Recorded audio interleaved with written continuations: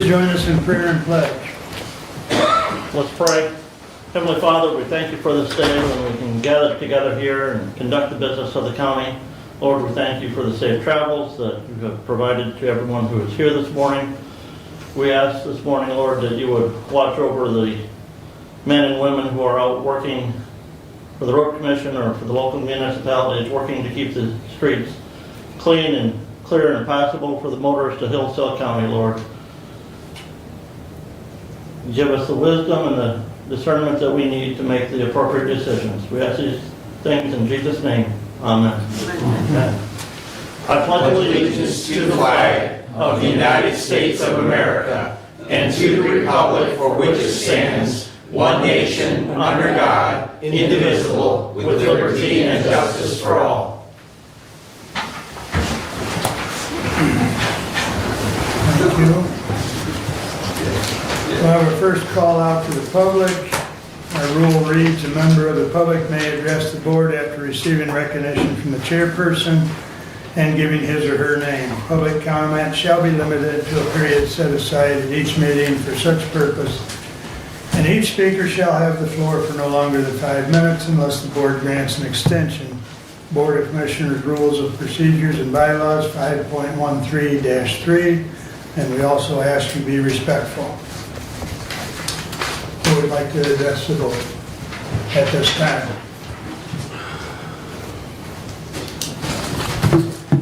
Joseph Hendy, 181 Rhea Street.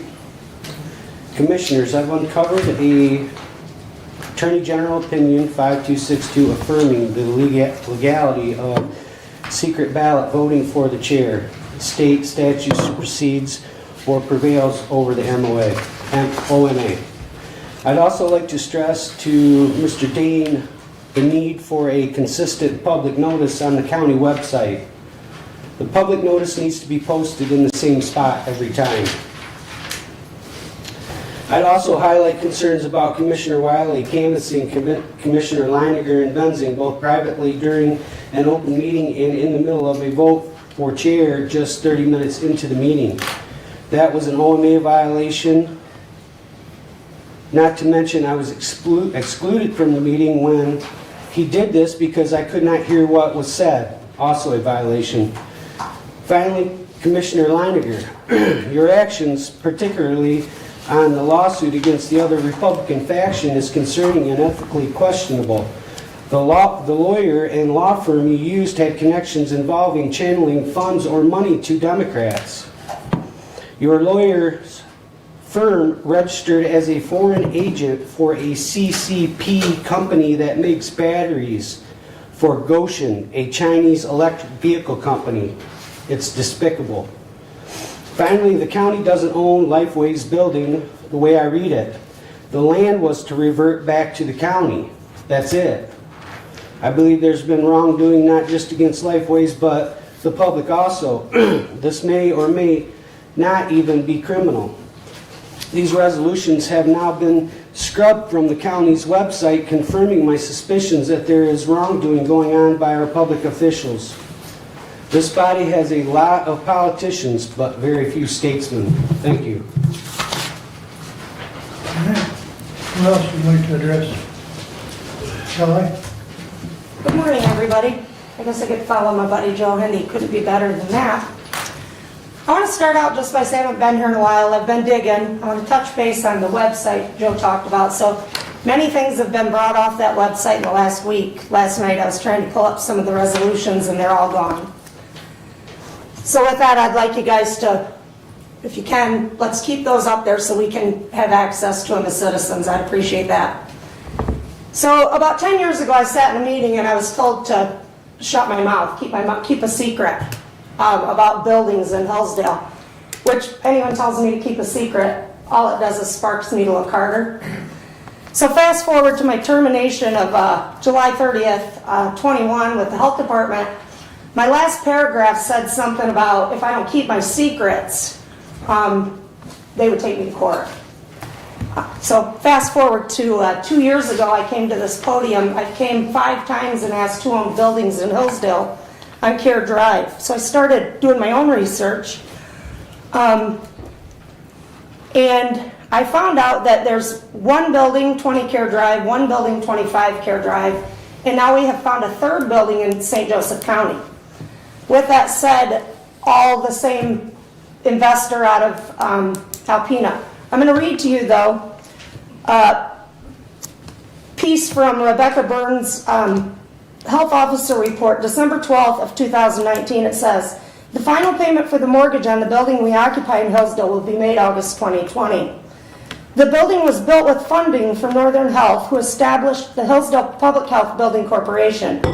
The agreements made at the time that the building was constructed were that the health department was responsible for paying the monthly mortgage payment until the building was paid off. Ownership during the term when the mortgage was paid off with the Public Health Building Corporation, but once the building was paid in full, the ownership reverts to the County of Hillsdale.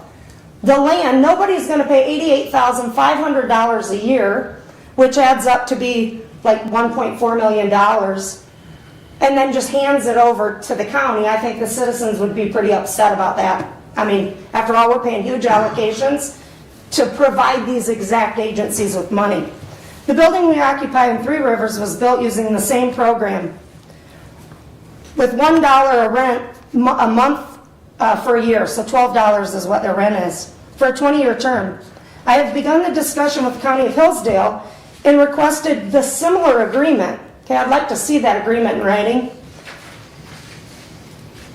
And then the same similar to the lease in Three Rivers. So that pretty much sums it up as what everybody thinks. But my thing to that is, I worked in that building since 1993. So I moved to that new building, and I can reassure you of one thing. Until you can show me the original promissory note of 1993 and the contract that stipulates it was their building to hand over to you, or was it just the land that you provided, because we know the truth, but there should be a contract for that. And then I'm going to read another thing that a person sent me, and it says, I must emphasize that using a 501c2 or a 501c3 organization to hide payments or engage in deceptive practices is not legal or ethical. Nonprofit organizations are expected to operate transparently, and any attempt to hide payments or engage in fraudulent activities can result in serious legal consequences, including the loss of tax-exempt status. It's essential to use nonprofit designations responsibly and in accordance with the intended purposes of charitable and tax-exempt entities. The Northern Health Foundation is a nonprofit organization dedicated to supporting Northern Health, a health service provider. The foundation focuses on raising funds to enhance healthcare services, research, and medical equipment. Nowhere does it say build buildings. They're out of Alpena. That's our investor for the two buildings. I did a little math, so another thing that's confusing to me is the initial notes. The first one for the health department was taken for $950,000. Ironically enough, CMH was taken for $1,430,000. Now, if any of you have been out there, the buildings are identical. It's building 1 and building 2. And again, I worked there. I toured those buildings as they were being built. They're identical. $950,000 for one and $1.4 million for the community health building. That's concerning. Then I'm going to fast forward to the May 2023 expenditure summary, and they have Lifeways maintenance $148,000, MSU $171,000, DHS $220,000, and the health department $7,000. Interesting, right? So let's fast forward to some 10% raises that were just given at the health department. Was that across the board for all the county employees and any of our contract employees? Because if anyone's going to agree to 10%, I'm adding the cost of living to that, right? So 7%, and they got, I think, 3% cost of living. You guys have to do that in our county, too. Our workers deserve that, too. And one of my biggest fights always been for the workers. Everybody up top wants all this money, but let's give the contractual people and the workers the money. And then just real quick, I have all the tax papers for CMH. Okay, CMH and the health department, if anybody wants to see them. Thank you. Thank you, Carol. Yep. Anyone else wish to address the board?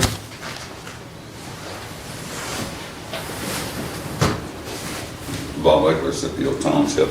And, Good morning. I'd like to sparing 2 minutes if that's possible. Say again? The extra 2 minutes, you said that, within our. You've got a pretty full agenda, so Do you you? have 5 minutes. So I can't get, okay. That's disabled person.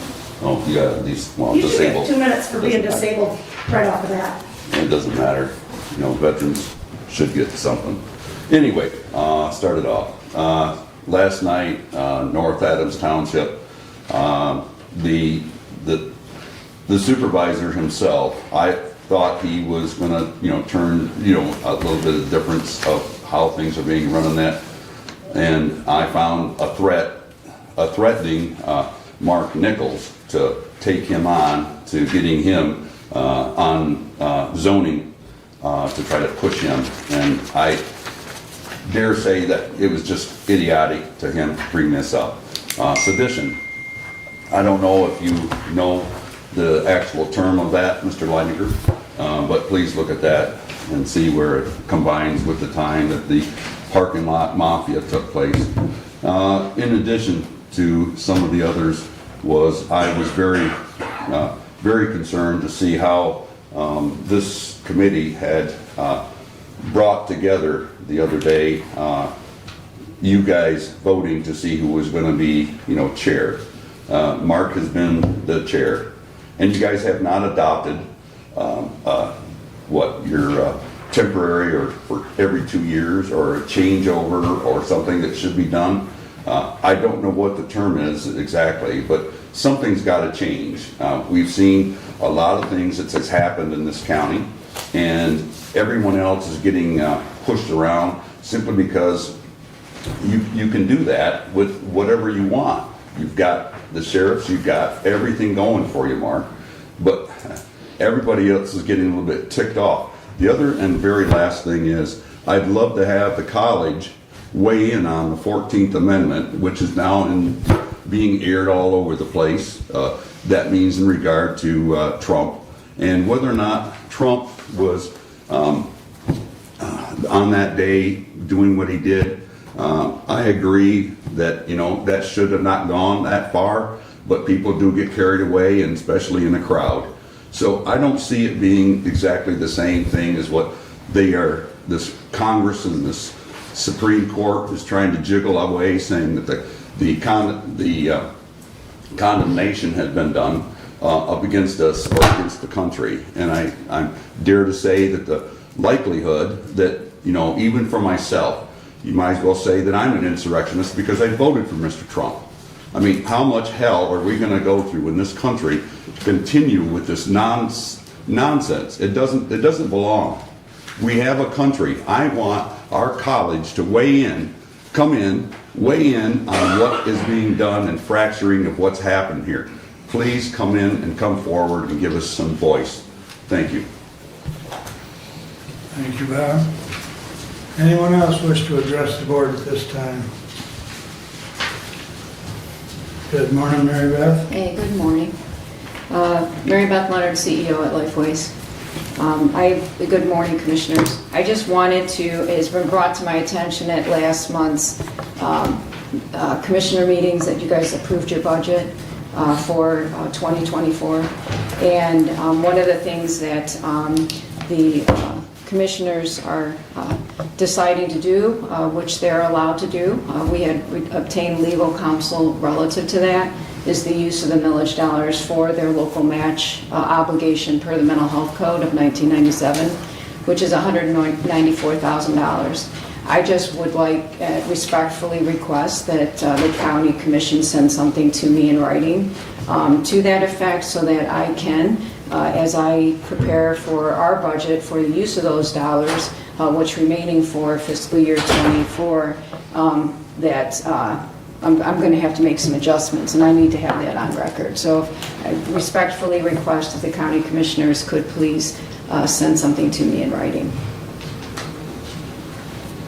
Thank you. Very good. Thank you. Anyone else wish to address the board at this time?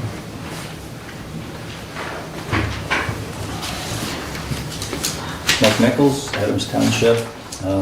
We'll give you guys a lot of grief from time to time, and I'm not sure about what it is deserved. Sometimes it may not be. But I want to thank you this morning that you have the 5-minute twice public speaking.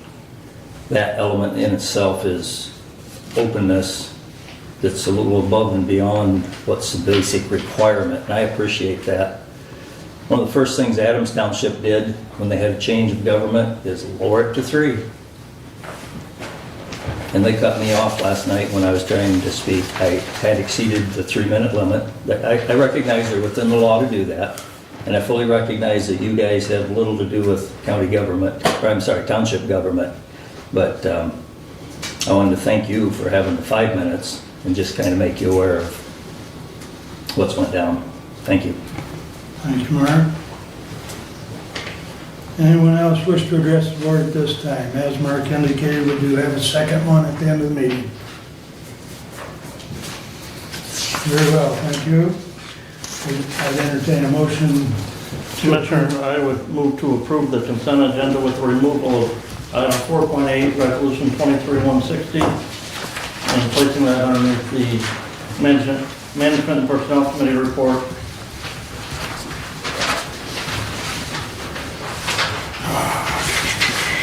Support.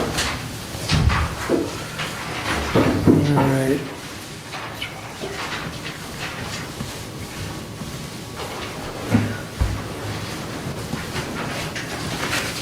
Okay.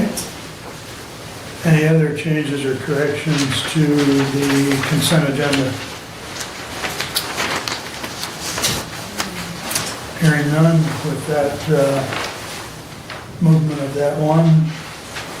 So the consent agenda as amended, all in favor signify by saying aye. Aye. Opposed, same sign. Consent agenda is approved. Let's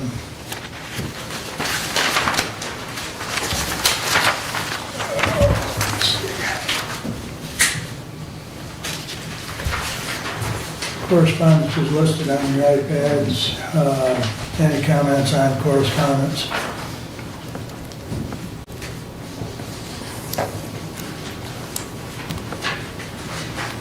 Hearing none, we'll keep moving. I'll entertain.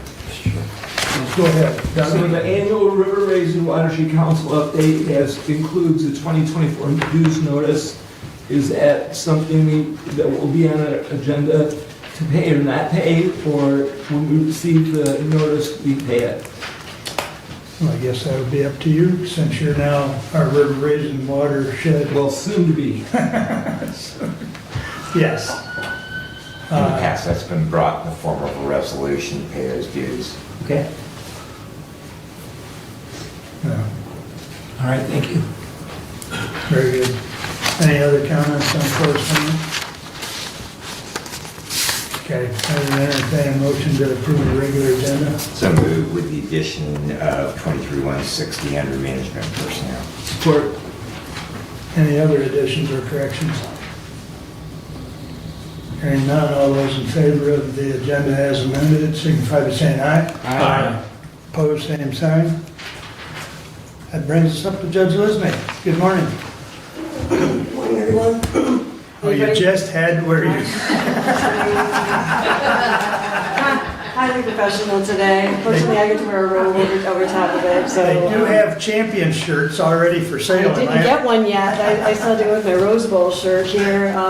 Thank you for having me on the agenda this morning. I know it's a little bit of short notice. I promise not to take all the time. Good morning and Happy New Year, everybody. I'm coming into this sort of at the, I believe might be the tail end, although I think it's the first time it's come before the full board. As you are all aware, we have been working on community corrections, and we obtained a grant on that. That came through with fiscal year starting October 1st. Then I began working to try to use some of the opioid money to perhaps increase the money that we had from the grant that has stalled somewhat due to some concern about the way the money can be used. But we definitely have enough money to hire someone and plan to do so as soon as we get a decision from you. Judge Stiverson, Cole Weaver, and other individuals did some interviewing over the holiday.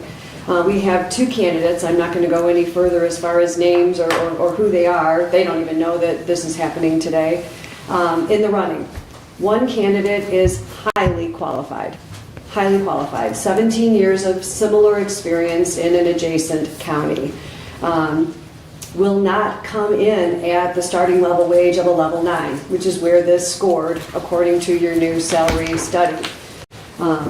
It would help the program immensely to be able to have that individual on board to assist with everything that is going to be needed to get this started, as well as jumping right in and starting to write the grant that will be necessary for the next level. And we are hoping to increase this beyond pretrial services to include probation services at that time. The other candidate is clearly a solid candidate, and one that I believe will be hired if we cannot meet the salary requirement of the individual that I've just referenced. Much more training will be necessary. We will not be able to light up as fast as I'm hoping. That's the situation that we will be in. I can't say that with certainty. I have no idea exactly what the learning curve would look like, but that is the information I've gotten from the individuals who have done the interviewing. According to our conversations, and I don't want to say too much as far as putting words in people's mouths, that we've talked about this with Mr. Ringman. He understands. He would recommend if we did this, they would come in at a level 9-3, basically, not the entry-level position, but a 3 would get us to the salary that we need. My understanding from speaking to our commissioners is that that is not the policy that you wish to adopt. You want people that are going to be starting in new positions to start at an entry level. And I will just say, I have this situation right here in front of me where if that is the decision, obviously we'll abide by it, but it is going to put us in a situation where we do not have the best candidate in the position. Adding to that, I have the uniqueness of the fact that this is a grant-funded position. There is nothing coming out of the general fund, so there's no savings to the general fund for this. This person would start at the level that we would need to try to get them on board. They would tap out quicker. They would follow all the other same rules. They would advance according to the structure that is in place without taking any money out of the general fund. Now, I'm aware that that may cause some issue with others who want to do similar things. I think this is a unique enough situation that you should approve it, and I would ask that you do the same. And I'm happy to answer any questions that you have. Otherwise, I will get back out of your hair and go back to celebrating my win from last night. All right, thank you. I didn't mean to...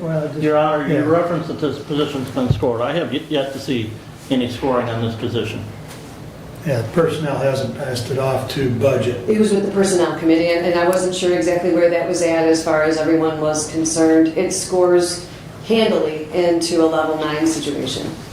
And refresh my memory, what was the grant awarded amount? Brad, you're better at this than I am. The amount of the grant award, I believe it was $65,000. it's in that ballpark, yes. And if memory serves me right, at the level 9, even on a full year basis, that $65,000 would not cover the annual salary of that individual to work full time. It will only cover what's left of the year. We've talked to... But it won't cover the annual salary figure. It will not. If I don't... So if the state doesn't increase that funding in the next fiscal year, you can't have somebody work full time That is even at the absolutely level true. 9 step level. That is absolutely true. There is not a situation that will do that. However, what I will say to you is the Department of Corrections has already shared with us that they have additional money that they could provide to our program. They had more people asking for money than they had money to give, and so they've made it clear that we would have additional opportunity to ask for more money as it becomes available. And I'm also aware from talking to those that run the community corrections, our next application will be broader, and we'll be looking for more. This was one that we got in by the skin of our teeth. As you may recall, I did not get approval to apply for this until March of last year. Put it together as quickly as I could. Now we will have a full-time person in that position able to do this. I'm also hopeful that there will be some opioid money that you'll make a determination to spend. That money's just sitting there. It's not doing any good. I believe this falls squarely where it needs to. I would ask you to seek a legal opinion to allow that to take place so that that can be added as well. But we have never requested money from the general fund for a grant-funded position, and I will not do that now. Steve? This is an annual grant, am I right? Correct. Okay, so what happens if next year you don't get the grant? We don't have a position. So then you would have to terminate that employee. Correct. And it is understood going into the interview, going into any procedure that there's, I've done this for the last 9 years. I have many, many grant-funded positions, and people are aware that if the grant goes away, the position goes away. And it is more of a risk. I think most of the time people would rather work for the county in a position that is funded by the general fund because they have that guarantee. But many people are wanting to help those in addiction and to help and are willing to take that risk. The other thing we can tell you is our track record for the last 9 years is that I've never had to terminate somebody. We have always gotten the grant money. We've always sought other funds when we needed to, and I would fully intend to do that going forward. So then if you lay off the employee, then who's responsible for unemployment until that person is reemployed? That would be the county general fund, Commissioner. Thank you. Right. Just, so the judge came to us way back when you got the grant. If I recall correctly, you informed us that you'd gotten the grant. Within the last, month or so, we've had this discussion with the Personnel Committee. Brad and I have talked to you some. We've talked to Cole. Cole, and you used the Appendix B out of the Appendix E. Appendix B out of the comp study, Okay, yeah. okay, to grade the position, and the grading came back at a grade 9. Correct. Thank you. And the Personnel Committee's position is that new positions come in at step 1. Now, step 1 is 2613 and $54,000. Step 3, which the judge has referenced, is 2777, and it's 57,700. And you said the grant is 65,000. But that doesn't cover health insurance, that doesn't Right. cover retirement. Right, understand. I'm just making a broad Yes, statement yes. that these are the numbers.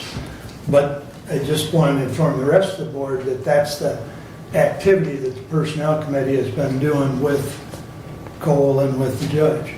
So, Doug? Do you have an estimate on the total cost, including all the benefits? Would depend on, once the employee's hired, whether or not they What they opt for choose. insurance, or if they buy out, which insurance plan they take. So it's really difficult to... So you can create a range, though, Right, and that would be over the 65?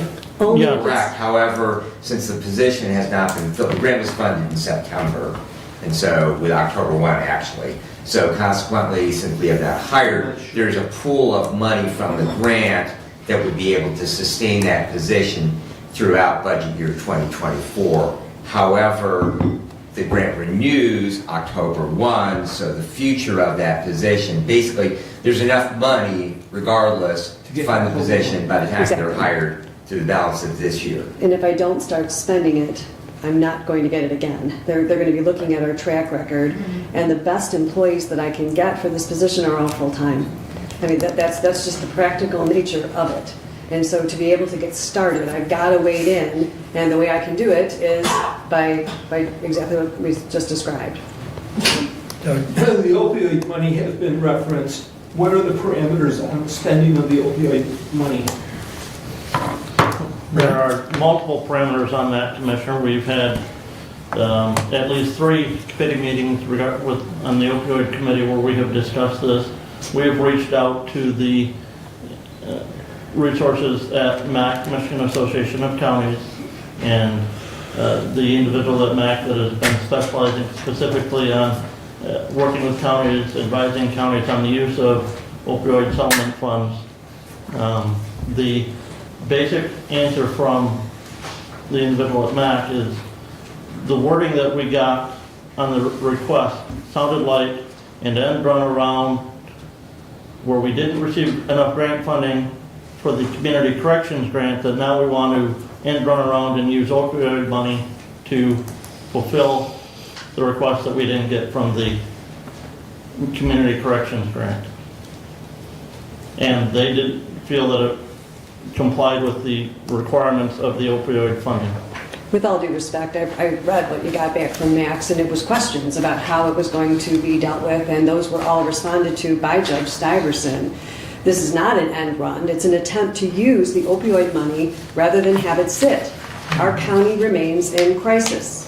We have a methamphetamine crisis. The question was, is that still an opioid? The answer is yes. It falls into the same category. It is all part of the litigation that was dealt with, that I will remind everybody Judge Stuyvesant was involved in. She was directly involved every step of the way through the litigation and to the settlement. She is an expert. That is why I asked her to respond to your questions. Trying to use that money is only going to add to the benefit that community corrections would provide to this county. Just a minute, Doug. Steve, you had a comment? I wonder if it wouldn't be okay to look at maybe hiring this individual as a private contractor. We can look into that. We've done that before. Might be a way to accomplish this without so much involvement of the county, and it might relieve us from our employment duties. Would that be acceptable to the board? I don't see why not. However, Yeah, you know, if they're not an employee, I guess then it really just becomes whatever that contract amount is. Right. So my concern is that we classify the employee at that level, and so it makes it difficult to justify paying that individual differently than what the classification is. I mean, we could bundle in the benefits into that and say that's a contract, the amount.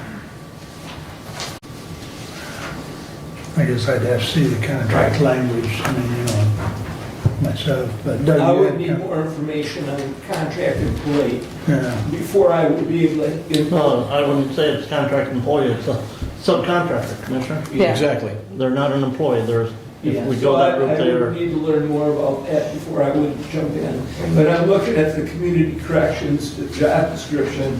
On point 12, supervised drug screens, you know, that's a drug-related activity, community corrections. Also on point 15, administers, coordinates substance screens, alcohol, and illicit substances. So it seems to me that we're connecting the dots here to get to the opioid money. No question. And people don't just use one substance or another. They use a combination of substances. We have methamphetamine laced with fentanyl. We have people that occasionally use heroin and then also use methamphetamine. An addict is going to use virtually anything they can. They have their drug of choice, and then frequently it expands into other areas. So it's not going to be difficult to land exactly where we need to for that opioid money. I appreciate the concern of the county. You don't want to spend the money and then be told later that you can't. But I believe Judge Stuyvesant's responses to everything that was raised by the county group more than adequately cover us as far as the use of that money. And it is not being used. It is sitting. And again, our county remains in crisis. I have so many cases every single day that are methamphetamine related. I just finished a docket yesterday where I took, I think, 12 different felony pleas. Nearly every single case involved methamphetamine in some form or fashion. They're all cases that are going to be going through our courts, many people remaining in the community without services to address their issues. We're overwhelmed. It's simply the way it is. This community corrections grant doesn't change my workload. What it does is it provides better information to the judges, specifically Judge Stuyvesant at District Court, who is needing to arraign defendants blind. Basically, she has the ability to look at their prior criminal record, and that's it, before she has to arraign somebody on a serious felony charge. Community corrections fixes that, provides the detailed information that she needs to make the best decisions about who is in jail and who is allowed a release. It also monitors those individuals who are released to keep the community safe. Because if I have somebody that is out using methamphetamine, I believe they are much more likely to be violent and to commit further crimes. And we will be on top of that far better than we have ever been.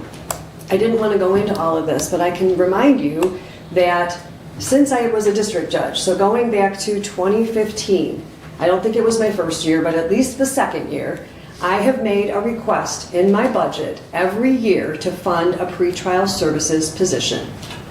I have asked for that. Eventually, I moved my probation into a position where they were doing more of that, even though I didn't have additional funding.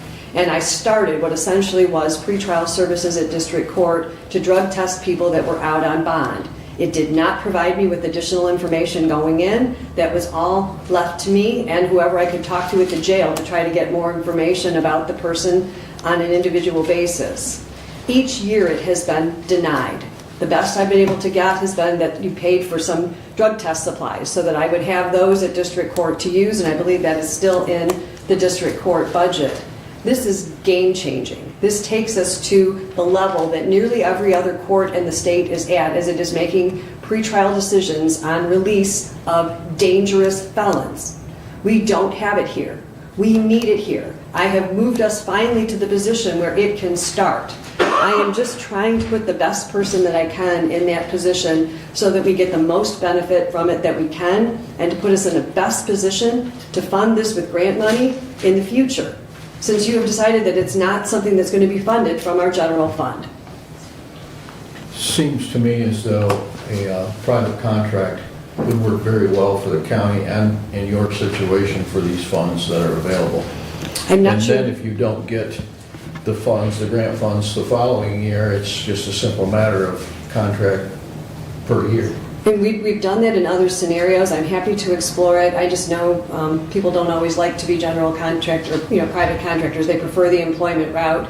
People are much more traditional when it comes to their benefits and things like that. So it's a special individual that would have to be willing to do that. I get the benefits of it. They're absolutely there. The problem is the practicality of it. So that's why we went the route of seeking an employee, because these people are employees who have never done a 1099, who have never had to do those kinds of things that would be required of somebody, or obtain health insurance from a spouse or on their own. Those are issues that are going to limit my pool. And I got somebody with experience that has applied. I never dreamed it would happen, but it did. And that person is out there waiting to start if I can pay them. Brad? Thank you, Mr. Chair. I'd like to try and move this ahead. Judge, we've got a lot of moving parts here, and I'm hearing, well, let's consider a contract employee. I'm hearing, well, we can take and we can enhance the total amount of dollars we have from the grant with the opioid money, but that requires a decision of the opioid committee. I would like to at least make an effort that we can move forward with this, give the judge something to work with, and so I would move that we create the position of community corrections manager, and that Judge Lisney be authorized to start that position at a grade 9, year 1. Okay. I'll support that, just so we can get it on the floor. And Commissioner, you gave me the grading today. That's not enough time for me to make a decision on this. With the judge coming, I really think that we should have had more documentation on this, all commissioners. So I can't support the motion today.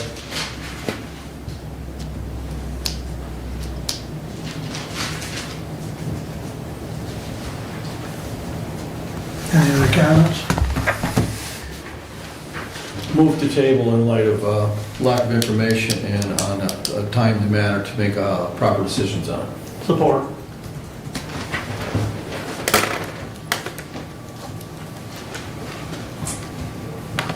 You have to take a vote. Not debatable, so. Motion to table. Roll call. Commissioner Wiley, No. Commissioner Benzing, No. Commissioner Leininger, Yes. Commissioner Ingalls, No. Commissioner Lanius. Yes. Motion to table fails 3-2. At least that's the way I heard it. Doug?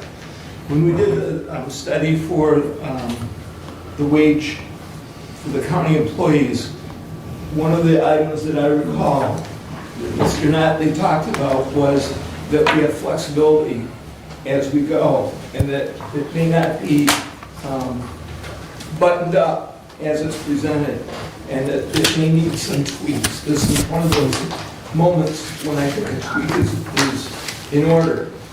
And I think that one of the considerations in the tweaks that was talked about is the qualifications of the person. That the person may be more than a grade 1. Step 1. A step 1. Right. And I think we have that example in front of us right now. Are you proposing an amendment? Not yet. But I think you're absolutely right, Commissioner. As we talked, we're going to have a process going forward during the budget process to look at reclassification, and potentially one of those items could be level of experience or education, potentially. Does this instance fit? That's a good question or point. So. And to go along with that, I'm not sure that I'm comfortable necessarily only waiting until the next budget cycle. That some of those should be addressed through personnel. And maybe that's part of the discussion that was had that brought you to a recommendation of a step 1. But I'm not sure that the board as a whole is aware of some of that discussion. So. Well, the Personnel Committee did look at, and with the judge's help and Cole's help, look at the appendix within that comp study of grading the position. It solidly falls in that grade 9, so there's no question there. And that's part of the job of the Personnel Committee to come back to you, to the board as a whole, and say, this is the work that's been done. So I don't think there's any question there. But our position has been that new positions start at step 1. And with that said, one of our concerns, and I know we've shared it with Cole and with the judge, that if we start allowing deviation from what we agreed to when we accepted that comp study, we create a potential domino effect that other departments, will request changes, and we'll be inundated. So that's the Personnel Committee's concern. Now, to your point, maybe we need to address them prior, but that's going to have to be a board decision, not the Personnel Committee. Now, if the board says the Personnel Committee needs to start looking at these, then we'll be happy to. But it was discussed previously that it would be done, at the budget time. So. Go ahead, Rick. And I would just like to echo, what message are we sending to our employees that have 20 or 25 years experience? Because we have employees in the employ of the County of Hillsdale that have 20 and 25 years experience who have been set in their grade at a level 1. And what message are we sending them if we are saying that that experience didn't matter, but a new individual, based on the information that they provided, that they are deserving of being classified at a higher year grade. The idea was with this to create consistency, and we reset all of our employees with rare exceptions, which were simply because we did not want any of our current employees to have a cut in pay. And so those employees that were raised up in years was simply so that they would stay equal to or greater than their current rate of pay. And that was the reason for the exception. And that to me makes simple sense. However, if we start making exceptions based on application and the grade doesn't change, we're sending a message to all those other employees with significant experience to our county. Thank you. Other comments? My concern is that this is an annual grant. Opioid money is at some point in time, we don't know, gonna continue, or is it gonna cease to 17 exist? years. It's at least 20 years. Well, we have 15 more years, and maybe 15 more years of payments, maybe. True, because we've received Yeah. some back. Yep, okay. Okay, so we create a position and then the grant stops. Now we are responsible for picking up that position's payroll versus a private contract would get the county out of that responsibility and the grant would continue, the contract would continue. Actually, what just dawned on me, and I'm going to throw this out there, and I got to vet it more in my personnel work.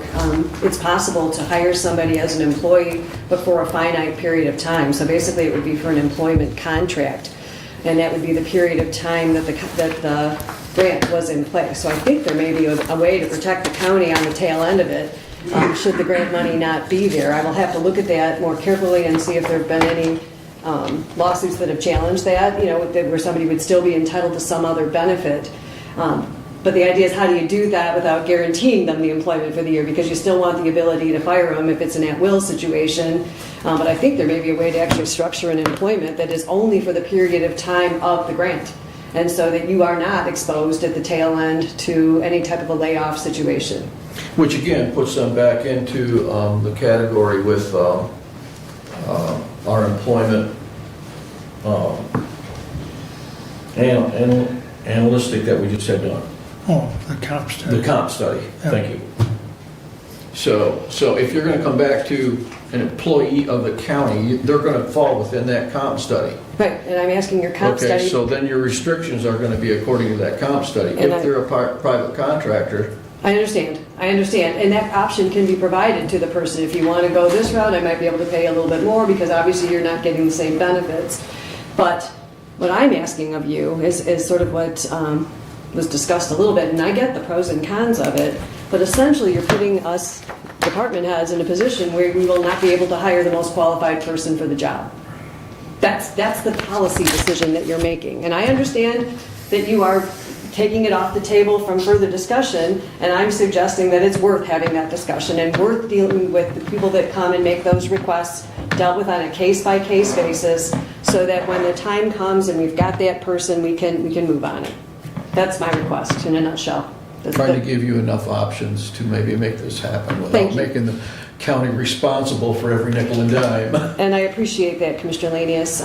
And I have taken my grant money very seriously and tried at every step to make sure that we could fund the programs that we have, and I'm doing it no differently in this situation. Go ahead. I request a sidebar with Commissioner Benzing. I don't believe that. I don't know how to do that. Yeah, I don't believe that Okay, it's straight up. allowed. My question is then that, is it possible to send this back to the personnel committee so they can discuss again the step 1 versus step 3? Or does the personnel committee not want to do that and have us decide right now? Well, first of all, we've got a motion on the floor that would have to be, I would amend the motion. So, go ahead. if I might. So, Commissioner Ingalls, just again, the discussion at management and personnel has centered around our comp study, which you're well aware of as budget chair. And just to the public, we spent almost $50,000 on this study, but it's not just the $50,000 that we're hanging our hat on. It's our total budget and our payroll, because our payroll is one of our biggest items. And we're just trying to maintain a consistent policy that we don't want to open up those rather subjective methods of applying to employees that can blow great big holes in the budget. And so we can take it back, but I think that, I can't speak for Commissioner Wiley, but I know that I'm going to be resolute, and my discussion with Judge Lisney has been, I need to be resolute to be honest to those employees that have been here a long time, that we ask them to go to grade 1. And so it would be very, very difficult for me to change that position unless I was presented with an insurmountable reason and that we had the financial resources to be able to withstand those kind of changes, not just in this position, but a number of positions throughout the county. So you can send it back, but the other component is that I would like to send Judge Lizzie away with you from here now, rather than send it back to committee, rather than table this. I would like to get her out of here and at least that she can make an offer to someone, because it'll be another 2 weeks before we meet again and can do that. And that candidate that she doesn't think may take that at the step 1 level, year 1 level, maybe they will take it. And if they don't, they can turn it down.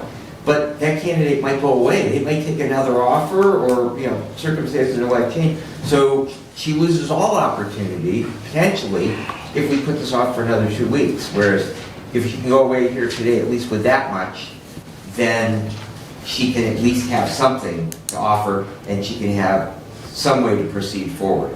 I just want to get this process going forward, because we've already spent several months where we haven't expended the funds, and we haven't been able to hire the position. Since I'm still standing here, I'm just going to weigh in. That would be the best possible situation, is if we could at least approve it, note that it's a level 9, and if we wanted to, it can be level 1, and we won't have any further argument, and then just leave it. That if there's further conversation when you actually look at this employee and he is up for hire, that you would consider that.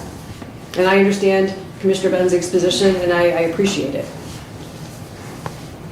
But yeah, that would be ideal. We'd be able to go forward. This person's been sort of dangling out there since Christmas. My questions have been answered. Thank you, Commissioner. Any further comments?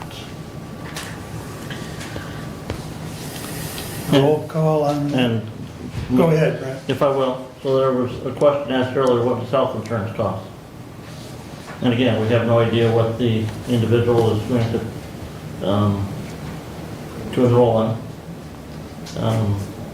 But the cheapest individual rate, and again, individual, I have no idea who candidate is the judge's hiring, so it would be, but the cheapest rate that we currently are on right now is $641.31 a month. The county pays 80% of that. Okay? If it's a family, it's $1676.09 a month.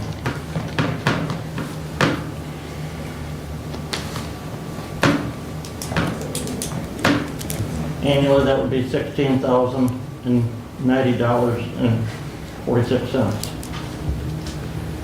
The county pays 6.5% into retirement for employees. Plus, the county has half of the FICA and Medicare taxes. Just those costs. We're at $80,000 on an annual basis. And that's at the grade 9, step 1. Well aware. Crunched all the numbers. Derek Ringman has looked at all the numbers. My grant money will pay for it. Whether it'll pay for it next year remains to be seen. And I think you've made the point that if you can't have the individual goes away. I mean, that's pretty clear. Right. So, Hasn't happened yet. right. And you haven't discussed the issue of maybe a private contract with that employee? I have not. And that will take place. But it'll be nice to have some options. Right. You can come in at the lower amount, or if you want more, then we've got this other option. And so I appreciate that. That is certainly going to go on the table. Further discussion? Hearing none, we'll do a roll call, please. Commissioner Benzing, Yes. Commissioner Leininger, No. Commissioner Ingles, Yes. Commissioner Lanius, No. Commissioner Wiley. Yes. Thank you very much. Passes 3 I to tried to 2. only take 5 minutes. Thank you for I your know I time. didn't. I Your Honor. appreciate it. I think this was well And worth Judge, it. I will say, I voted no because I just got the scoring today. And I'm sorry, Commissioners, but that's not acceptable. We had an issue 2 meetings ago where we had a motion. It was decried as unacceptable for not having adequate information beforehand and not adequate knowledge. This should have been provided to all Commissioners before today. Noted. Thank you, Commissioner Leininger. I thought it was because you were a Washington fan. I was yesterday. And Judge, I'm gonna dig out my App State versus Michigan sweatshirt for next Hey, time. thank you for that. Very bad memory. Everybody have a nice day. at that game. So agree, it was horrible. All right. Keith, you're up next, sir.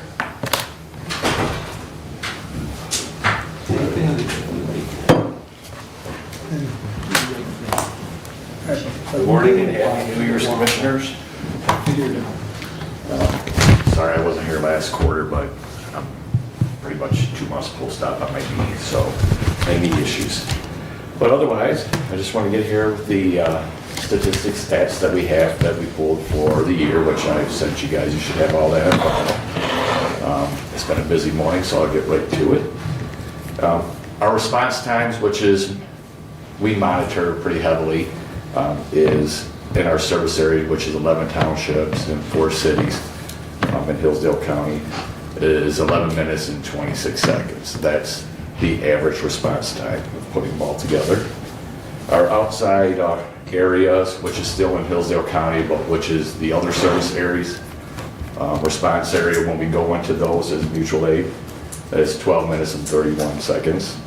And then out of county, response times when we get mutual aid outside the county is 15 minutes and 4 seconds. Our staffing levels have went up slightly. We have 6 full-time paramedics now and 2 part-time paramedics. 8 full-time, well, basically 7 full-time EMTs and 1 specialist, advanced EMT right now, that equals 8, and then 6 part-time EMTs. The nice thing is we just actually hired one of those paramedics, and he's from the Lansing area. He's actually on the Board of Commissioners in Lansing. He has to work. He can't work in a specific area up there, so he's working for us now. And we are interviewing another paramedic that works in the Wayne County area. So our social media posts, our Indeed posts that we're getting out there, and the perks that we have in this county are hopefully starting to work to get through to employees of how we operate in Hillsdale County. Because when you look at the basic facts, those other counties pay $6 to $8 more an hour than what we are here. But there's a lot of differences between their area and our area. We have our response times, we cover the response times and our staffing levels.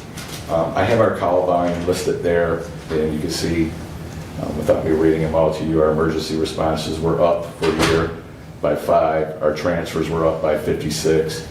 Wheelchair vans were up by 66, which is our assist care. The hospital transfers are up. Stat transfers were down, which is really good.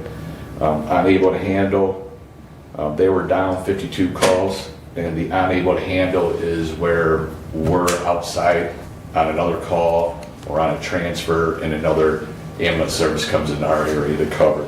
So we're down 52 calls for the year. Our mutual aid calls are up 14 calls, so that's us going into other service areas, helping them with mutual aid, so it's reciprocal. They come in ours, basically unable to handle was 126, and our response from mutual aid was 107, so it's almost a wash where we go into their area just as much as they come into ours. We have an American Heart Training Center here where we teach CPR.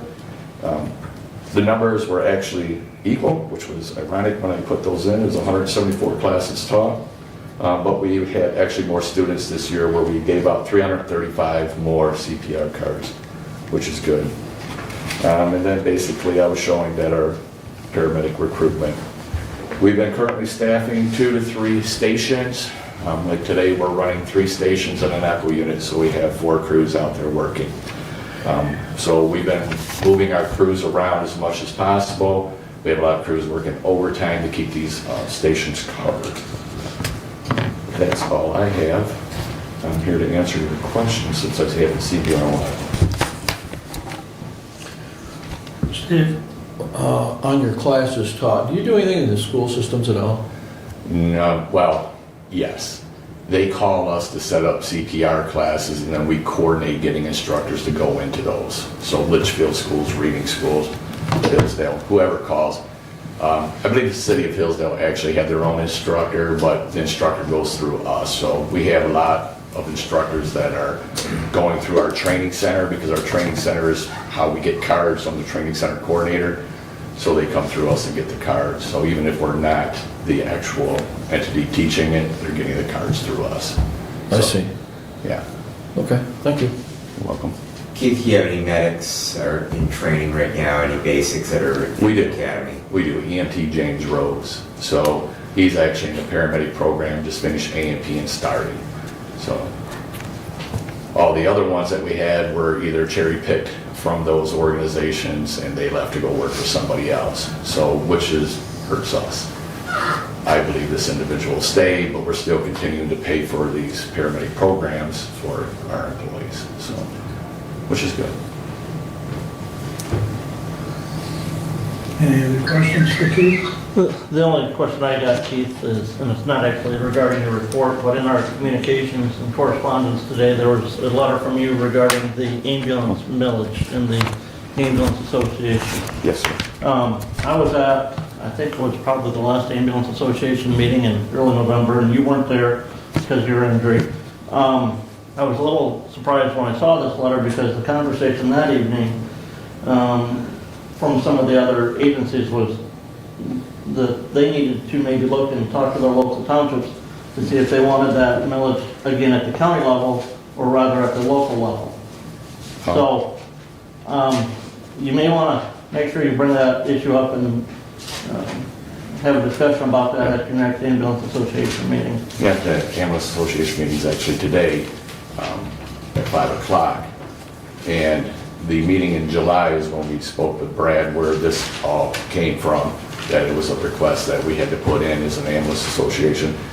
That conversation you bring up is not a first-time conversation, because a lot of the organizations out there, other agencies, only have to deal with one township or two townships, where our organization deals with 11 townships and 4 cities.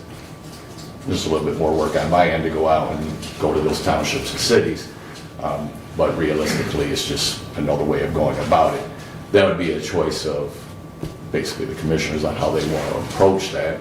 I honestly like the approach that we have, but there's other individuals that would rather deal with a specific township versus dealing with the board of commissioners. And I guess I would just request that if you're good, if the association wants it, the county to put it on the ballot, that you have a motion, you adopt that motion and submit that request with the motion, with copies of the minutes of that meeting to the Board of Commissioners.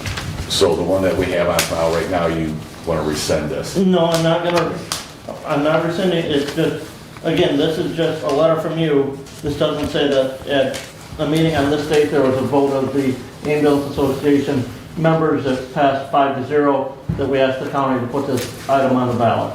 Okay. You realize the ambulance association is non-legal binding service, right? Right. Yeah. So we're just a bunch of ambulance services that come together to talk for the better good of the But county. I think you guys still do keep minutes of your meeting. We do, but we're not, we And there are don't still have motions to. at your meeting. Well, I don't know about motions. It's just, Yeah. it's really, it's not a non-legal binding association.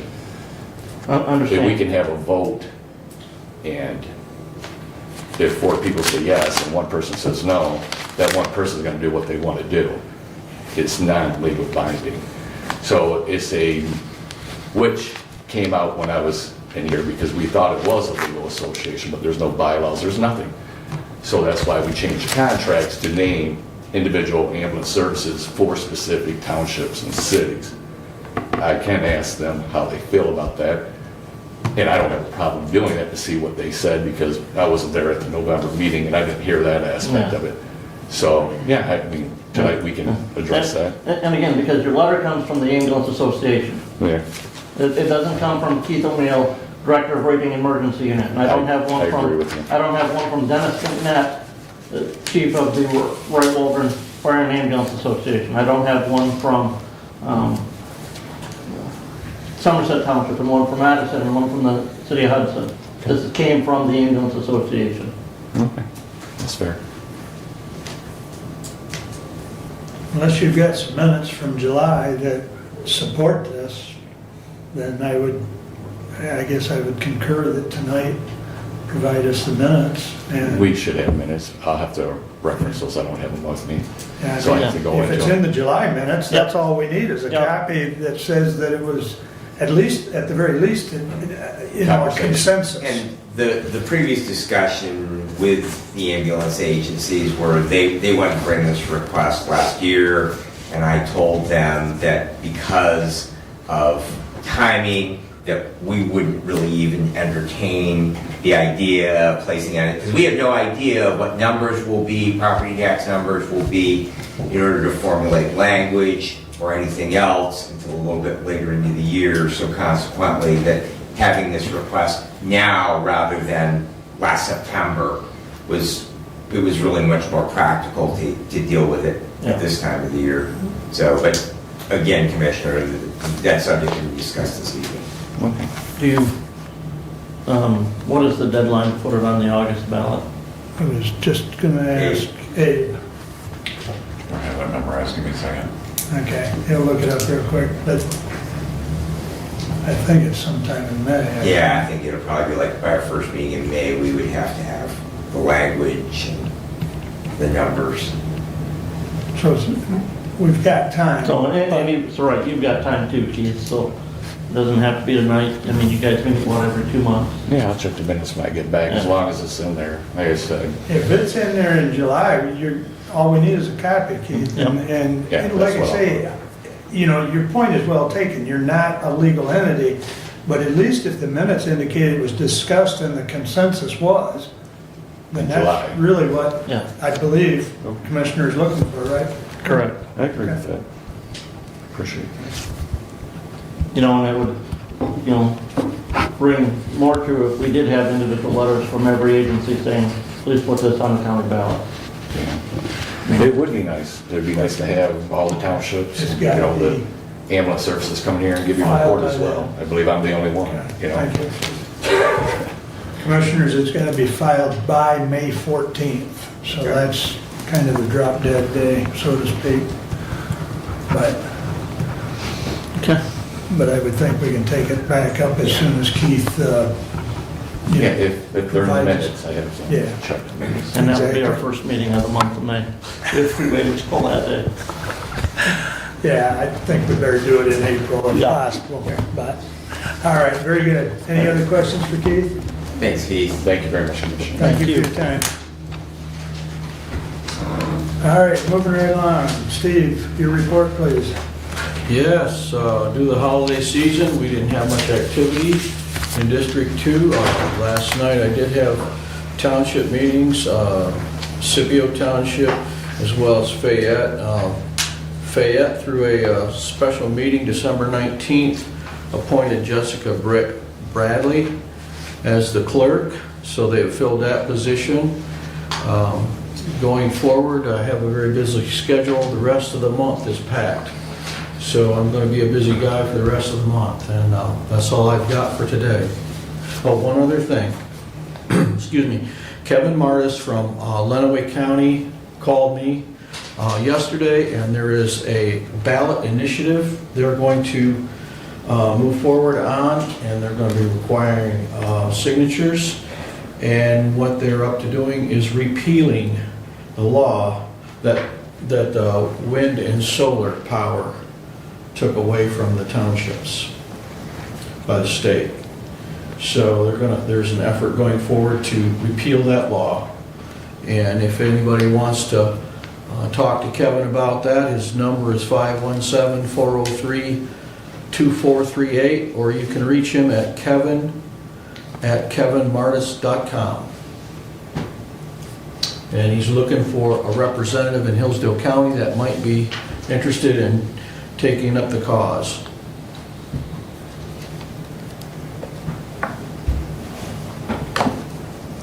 Do you know, you talked to him, he's got to collect how many signatures and by when?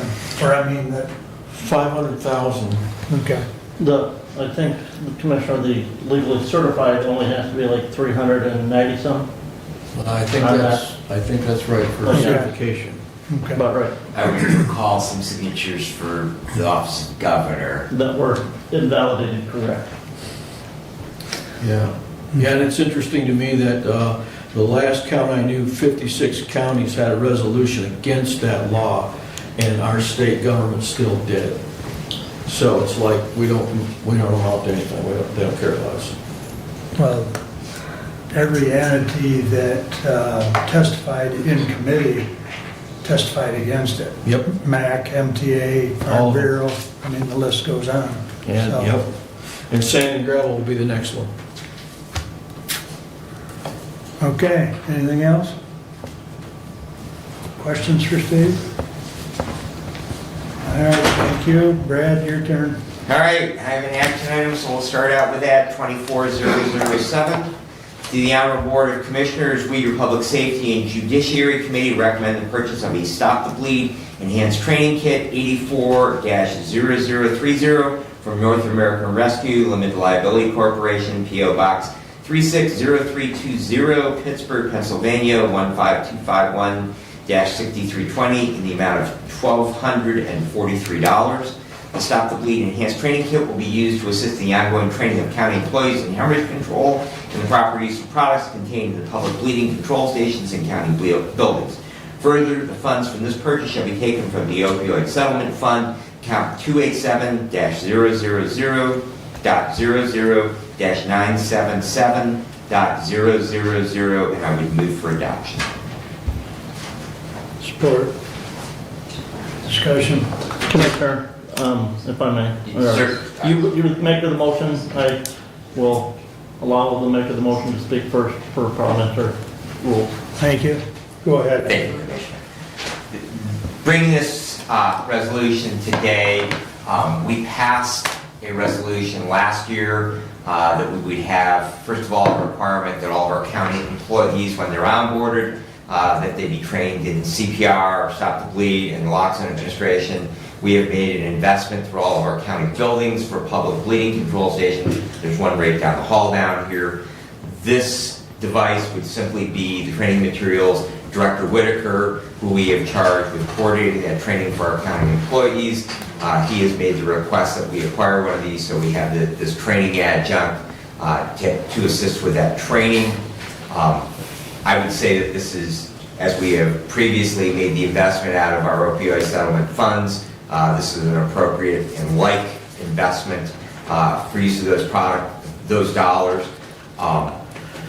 And if I might anticipate Commissioner Leininger's question, that opioid fund requests should go to opioid committee. I do not have a strong objection to that idea, but I did want to go ahead and get the resolution in front of the Board of Commissioners, since previously, as we have made purchases such as the recent AED and bleeding control station for the Parks building, which was overlooked in our previous purchases, that was not directed to the opioid committee.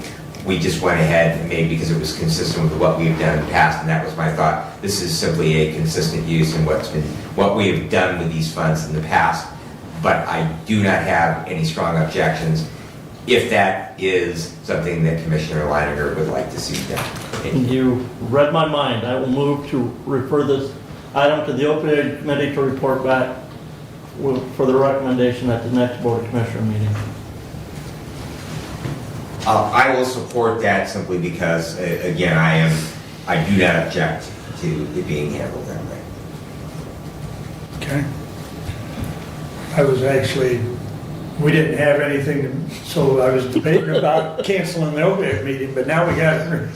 So, all right. Yeah, and yes, Commissioner, I understand that, we had done those other AED devices and stuff, and we had missed the one at the Parks Community Building, and so, right, we authorized that even without that going to the opioid committee. But we do have now an option for anybody any agency within the county to submit those requests to the opioid committee for their review. We are meeting on a monthly basis, so it's not something that we can't review, and I believe that meeting, Commissioner, is that tomorrow? Yeah, tomorrow at 10 a.m. Yeah. So, something that we can easily deal with. As I say, I don't have any objections. I completely understand the process and I'm supportive of the process.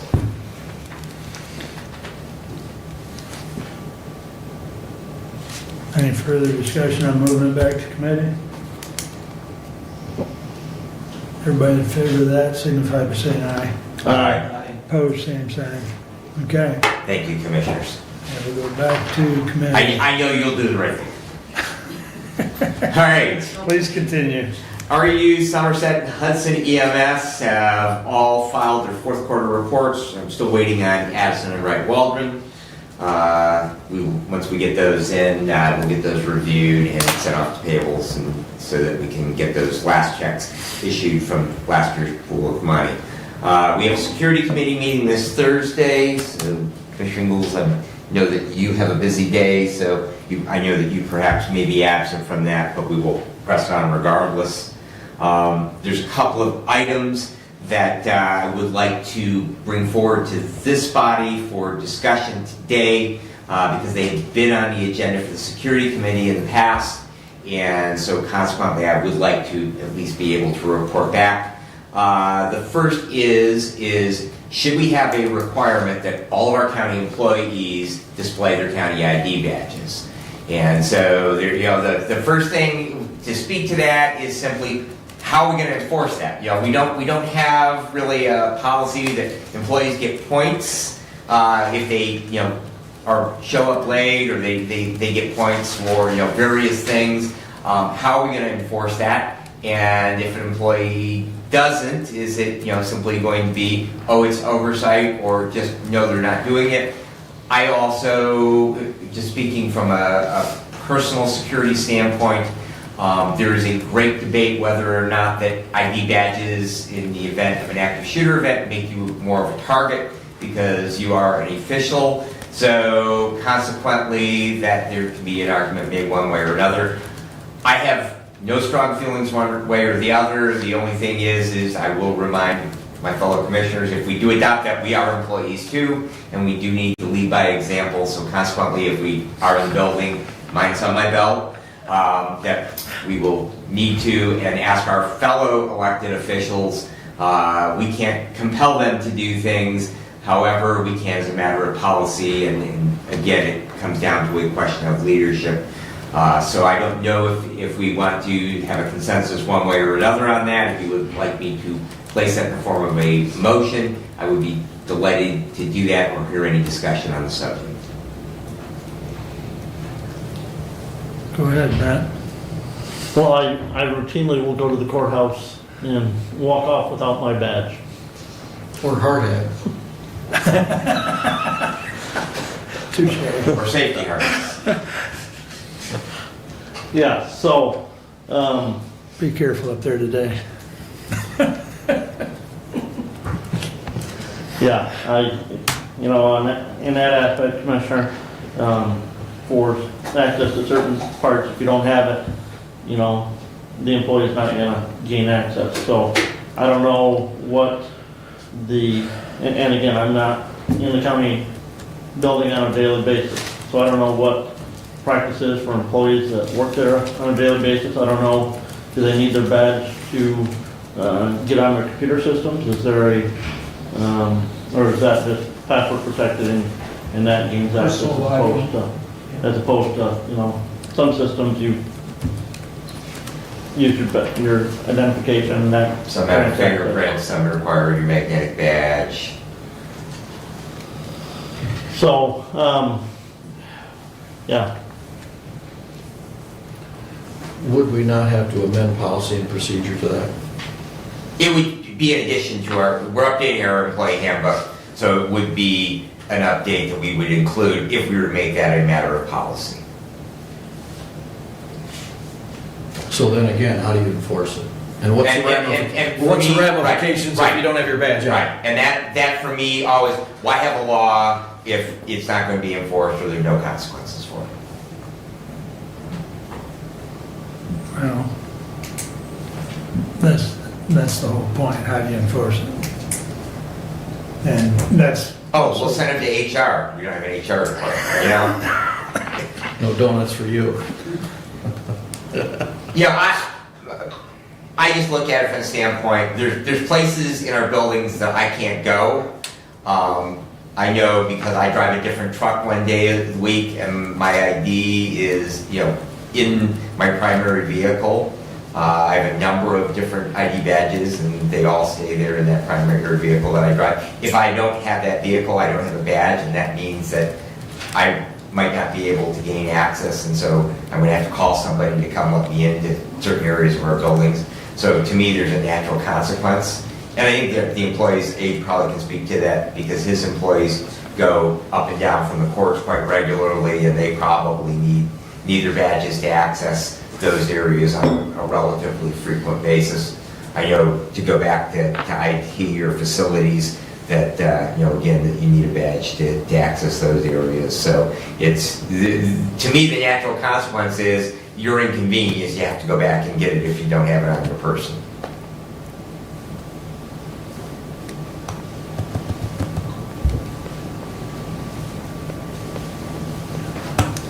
So I'm not hearing any strong support. We make that a matter of policy, so I'm going to take that as a recommendation that we are not going to adopt that as a portion of policy.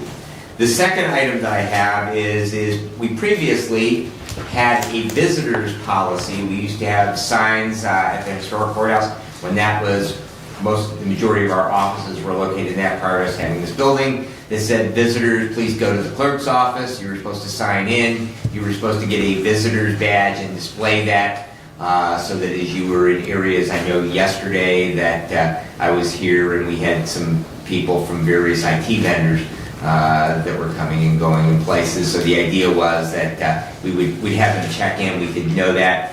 That has very honestly been blanketly ignored. It is never, and again, it comes down to a question of how do we enforce that? The problem is even greater today because now we are in multiple buildings. We have the clerk in one building. We have the county office building here. So consequently, that it is difficult. It's the bionic man. It would be difficult again. Where would we send those people to? And again, how are we going to enforce that? But again, it was a question that has come up consistently in reviewing my minutes from the last security committee meeting that they had again had that on and asked that question.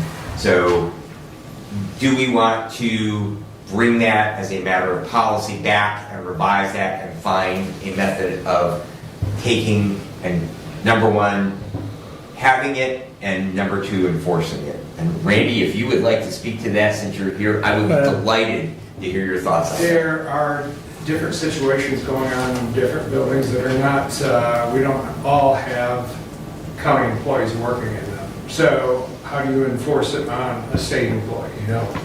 So that is an issue that you're going to have to address somehow or another.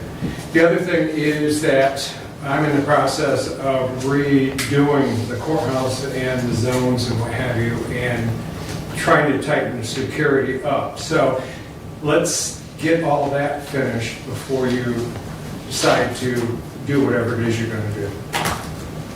do you have a comment or? I do. Go ahead. In addition, there are vendors from facilities regarding HVAC and other processes that are ongoing that do services for the courthouse and other buildings, and sometimes they are there without staff. Our facilities department is very small staff, and sometimes the need of getting in to do something is based on availability when the vendor can get there.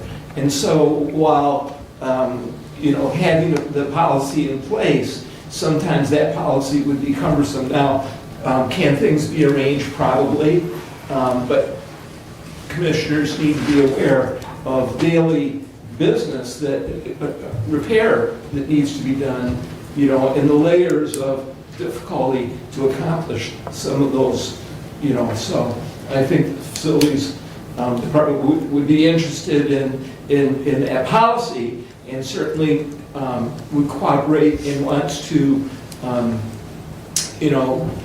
be able to have the ability to get a vendor from Adrian or from another location that may be, timeliness to get this job done. If HVAC goes out in the front of the court building or any other building, they need to be able to get in there to fix whatever. So be aware of that as you go with your discussion. And if you're going to put it in an employee's handbook, not all employees work at the courthouse. So it doesn't apply to everybody. Well, again, we're not necessarily talking about the courthouse, we're talking about visitors within our buildings. Okay. Well, if you're going to do the employees, make the employees carry them all. All I'm saying is not everybody works at the courthouse. So that, you can't do a blanket thing there. Right. So, but as far as the workers coming through and everything, it's going to be tough to adhere to that. But, we try, but it's going to be tough to do that. And, it was challenging when your office was in the historic courthouse. So, and I have a little bit of that institutional knowledge from when that policy was adopted many years ago, so. As a matter of fact, I have Habitat working over in the courthouse right now, and I left it, so we've got one working there right now. So, it just depends on how you're going to word everything and make that work. Right. It's going to be a little bit of a challenge. All right. So the other item that I have is courthouse access. There is a section in our employee handbook that basically says the public should enter and exit through the main doors down in the elevator atrium that we added on in 2008. However, our employees can come and go through any of the other doors if they have a key card. So one of the things in the world of security is if you have a single point of entry, particularly a single point of entry that has cameras on them, you can not only see from the record of that video recording of that camera of when the employee came in, but also when they went out. And so I would suggest, and we have talked about at the security committee, that in the historic courthouse, that it be the policy of the county of Hillsdale that everybody enters and exits through the main doors of the building. And that simply eliminates breaking that envelope. It also addresses where we have had some concerns in the past where our lower level entries, where we have had individuals sheltering from the weather. We don't have a locked outer door. An employee comes in and suddenly they find an individual who has found a place that's not quite so wet or windy or cold out of the elements to use that secure door inside. And so we've had some discussions, well, maybe the best plan would be is that you come through the main door. It's definitely a little less convenient, but I think from a standpoint of the security of that building, which is always an ongoing discussion, that we have a single point of entry. So that would be my suggestion, that we adopt that everyone comes and goes to that door, the main doors of the building. Doug? In particular, with the construction that's going on and the scaffolding, the intent is for that single point of entry. And as Director has indicated, Habitat is there right now trying to resolve some of the access points that allow people to come in some of those other areas. The training provided by having that single access due to scaffolding is something we can maintain. The single point of access is one of the intents as we go. And Director, if you'd like to explain a little bit further. I'm in the process right now of shutting down the west entrance, period. There will be just a few people that will have access to that door, be able to go through that door. Meanwhile, I'm shutting it off to everybody else. You have to go around, there's no other way to get in. Okay. So I would put that in the form of a motion, hearing the discussion, that the employee handbook be updated, that for courthouse access, that all persons entering the historic courthouse shall enter through the main elevator entrance doors.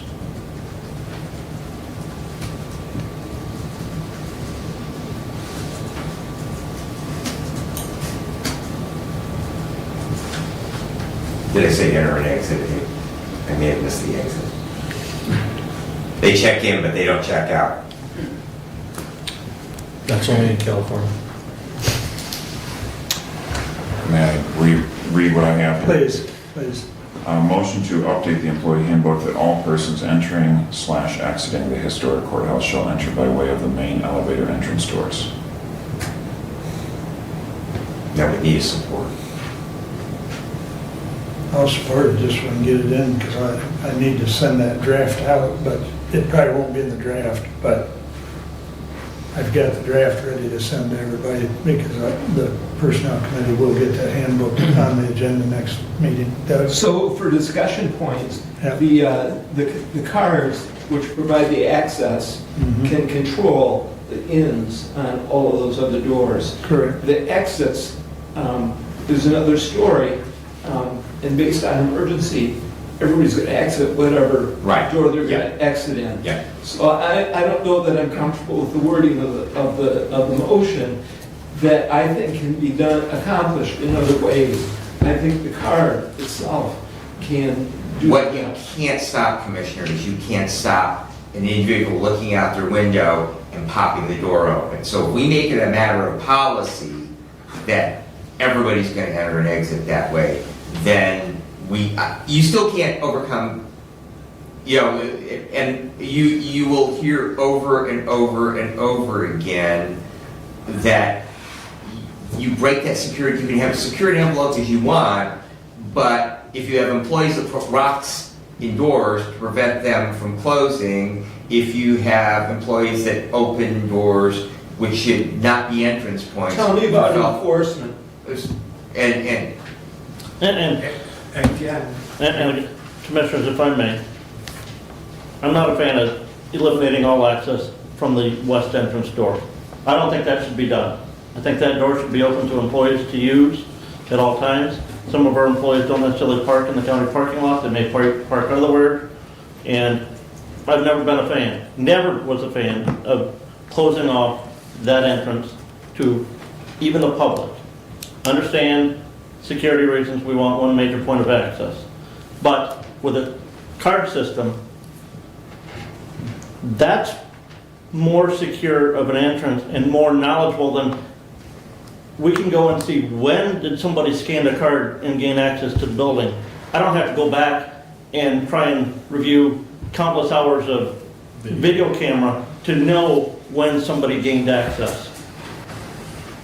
so you're asking that all the doors then be card key access? No, we can't do that because the public doesn't have card key access. Right. So. But for employees, I would rather they come through a card key access door than a non-card key access door. Because then we know when they're in the building. And for security reasons, being able to secure the facility and knowing who's there, if I have a printout, and I can probably get a printout quicker from Habitat as to who's carded in today, that would be easier than trying to review camera footage.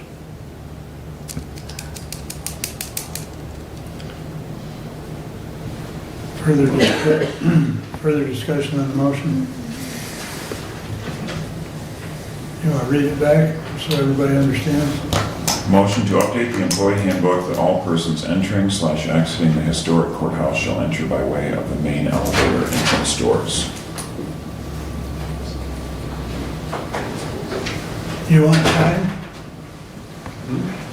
You want to Read my speak? text, please. Pardon me? Read my text, please. Read your text.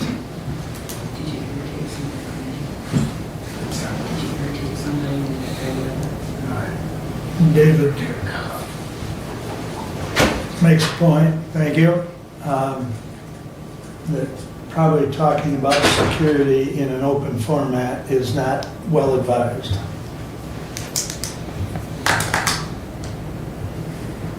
So, with that said, I'm going to end the discussion on this. There is a motion on the floor, we'll vote on it. Roll call. Please. Commissioner Leininger. No. Commissioner Ingalls. No. Commissioner Lanius. No. Commissioner Wiley. Yes. Commissioner Benzing. Yes. Motion fails 3-2. Thank you, Commissioner. I will take that recommendation back to the Security Committee. All right, my last item, and it's really a facilities thing, but we currently have the magnometer down in the main entrance that is no longer staffed, and so we'd like to get it out of that area there in discussion with facilities that it does take up some space down there, and so consequently that I was wondering if we should move that back to the second floor.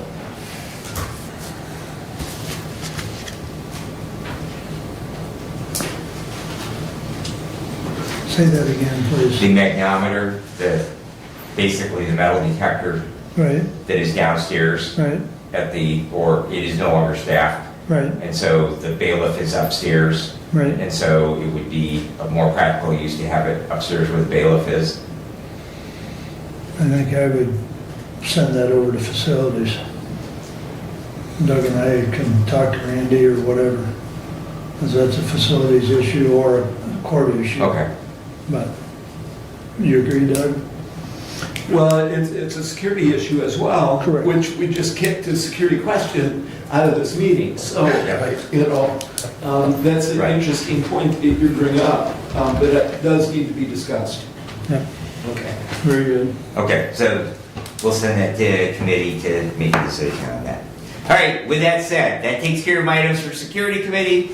Ambulance investigation meets tonight, as we already learned. I did incorrectly report they were going to meet last week because of the holiday. They had moved it a week out, and there will be further discussion on the renewal of the ambulance millage. Community Corrections Board meets tomorrow at 5. Prevention Works does meet on Thursday, so that meeting's at Lifeways on Care Drive. So if we do a little bit of changing around with our committee assignments, that would be the appropriate location in Lifeways board meeting at noon on Thursday.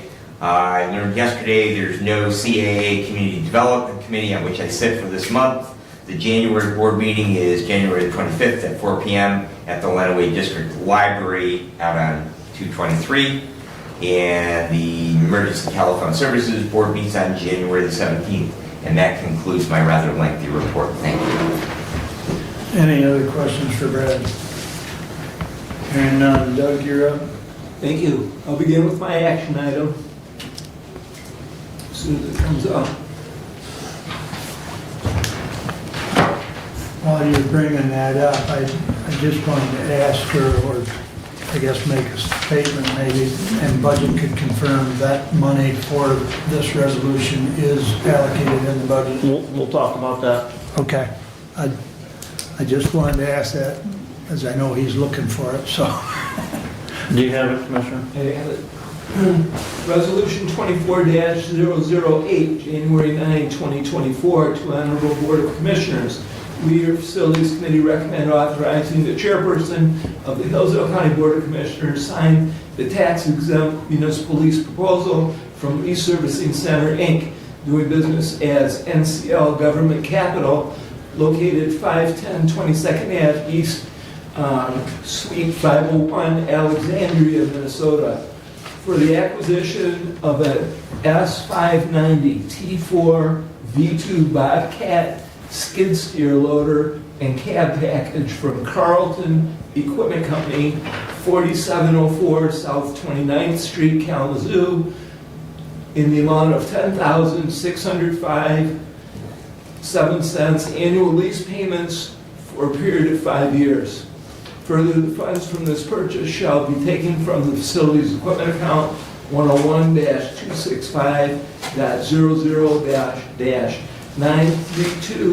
101-265-00-932.000, respectfully submitted, and so moved. Doug Ingles, Chair. Facilities. Order, please. Right, okay, thank you. Go ahead. Okay, as far as discussion, this has been gone through the Sourcewell and the MI deals.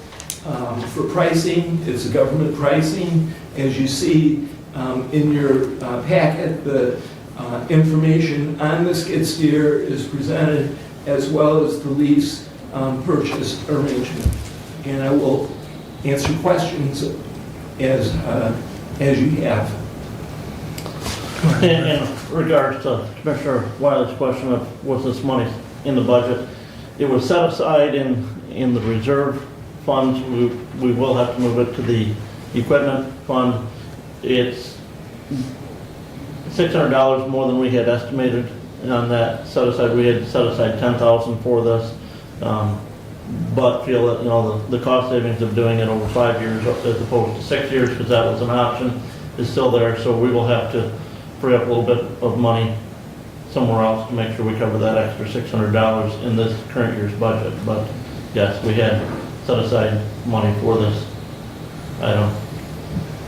And to follow up with that, the amendment can happen now or it can happen at some future time.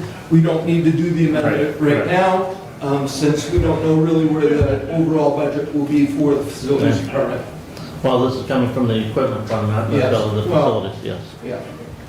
Yeah. But until we know that number in the future, we don't need to do that transfer yet. Right.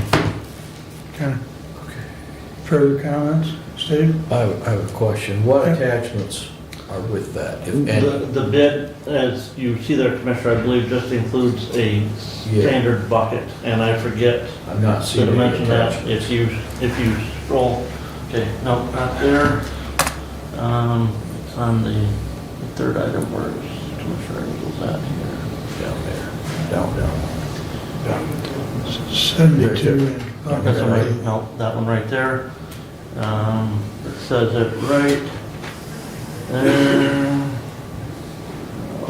68-inch heavy-duty bucket. And that's the only attachment? That's the only That's attachment all I with could it. find. Are we getting forks with this? I'm not sure if we've got getting forks with this, or if Randy already has forks. Randy has certain equipment that can be used on the skid steer. Right. And if it isn't functionally designed, he can maneuver in a fashion that make it work. That's the intent. Commissioners, the budgeting process had set this money aside for this, but in that same token, the utility tractor that the facilities department has been using, which there are a set of fork attachments for that, which should work. Because I'm quite sure that has the skid steer attachment on that loader. We'll work on this. Yeah, Is it still then the plan that the current tractor will go to parks? Yeah, so it'll go out to the park. Okay. So I know that that had been part of the discussion previously, that EMR tractor that we bought, gosh, 10 years ago. It's just a question of where it's going to be parked. Right. Sure. It'll be parked over at the parks. Okay. And then as Randy needs the backhoe for whatever project, he'll pick it up, transport Okay. it, use it, bring it back. Yeah. It'll be a day-to-day operation at the parks, which with the bucket will be very helpful, for a variety of Right, projects. yeah, I mean, it makes sense. That So device. that's the intent, Right. and that's the But I process. just, my question about the forks was because I know that was one of the reasons Correct. of the need for this, because we have Yes. some items that the tractor The can't low- lift. Yes. So this. The low capacity Right. of the Yeah. tractor is not safe for some of the things that have been, and so this skid steer will address that. Sure. I'm sure that there's always, just like when you have a garage, it's never quite big enough, The skid steer still will have a capacity, but this will be an increased capacity. Sure. Additional Commissioner, and for constituents that say, well, why are you leasing a skid steer, why don't you buy used? If any one of us was to go out and buy this skid steer brand new today, you could add $25,000 to the cost. That's the government discounting that we get as the governmental agency on new equipment. I looked for this similar, or this unit in a used model this morning. Prices all over the board, but 46,000 for a used model with 1,000 hours on it. So the county benefits by going the new route as opposed to buying used. And it is available, I mean, we can, because that's Yes. been one of the questions with a lot of equipment, has been availabilities. Yeah, so the process is, this bid that we had is good through Thursday. The call will be made today or tomorrow, and the unit is available in stock, in hand, and can be delivered as immediately as we can process it. So it's not a wait, we have it upon approval. Any further discussion or comments? All right, we need a roll call on 24-008. Commissioner Ingles, Yes. Commissioner Lanius, Yes. Commissioner Wiley, Yes. Commissioner Benzing, Yes. Commissioner Leininger. Yes.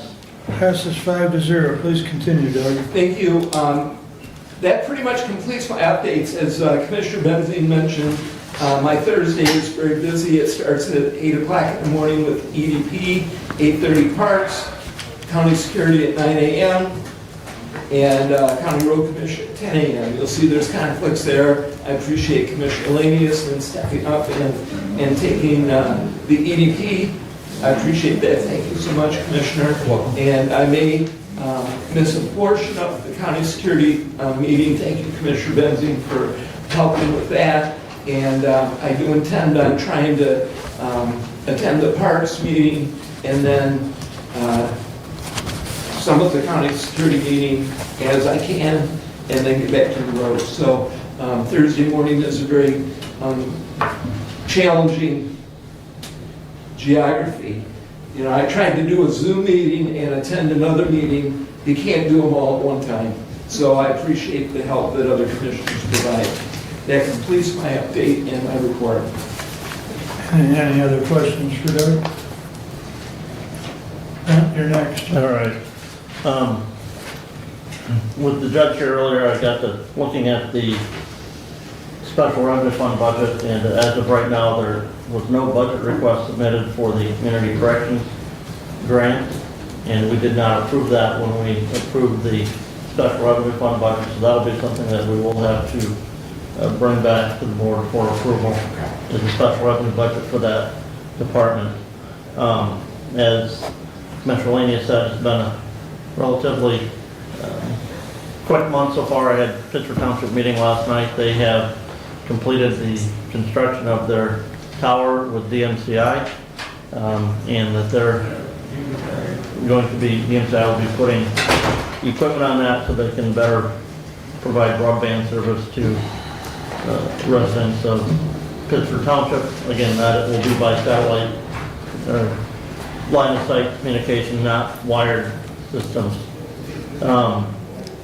I have talked to Mr. Ringman about getting the letter for Lifeways and for Mary Beth, and was hoping that maybe we could even have that today before Mary Beth leaves, but I see she has walked out. But Shannon would take it.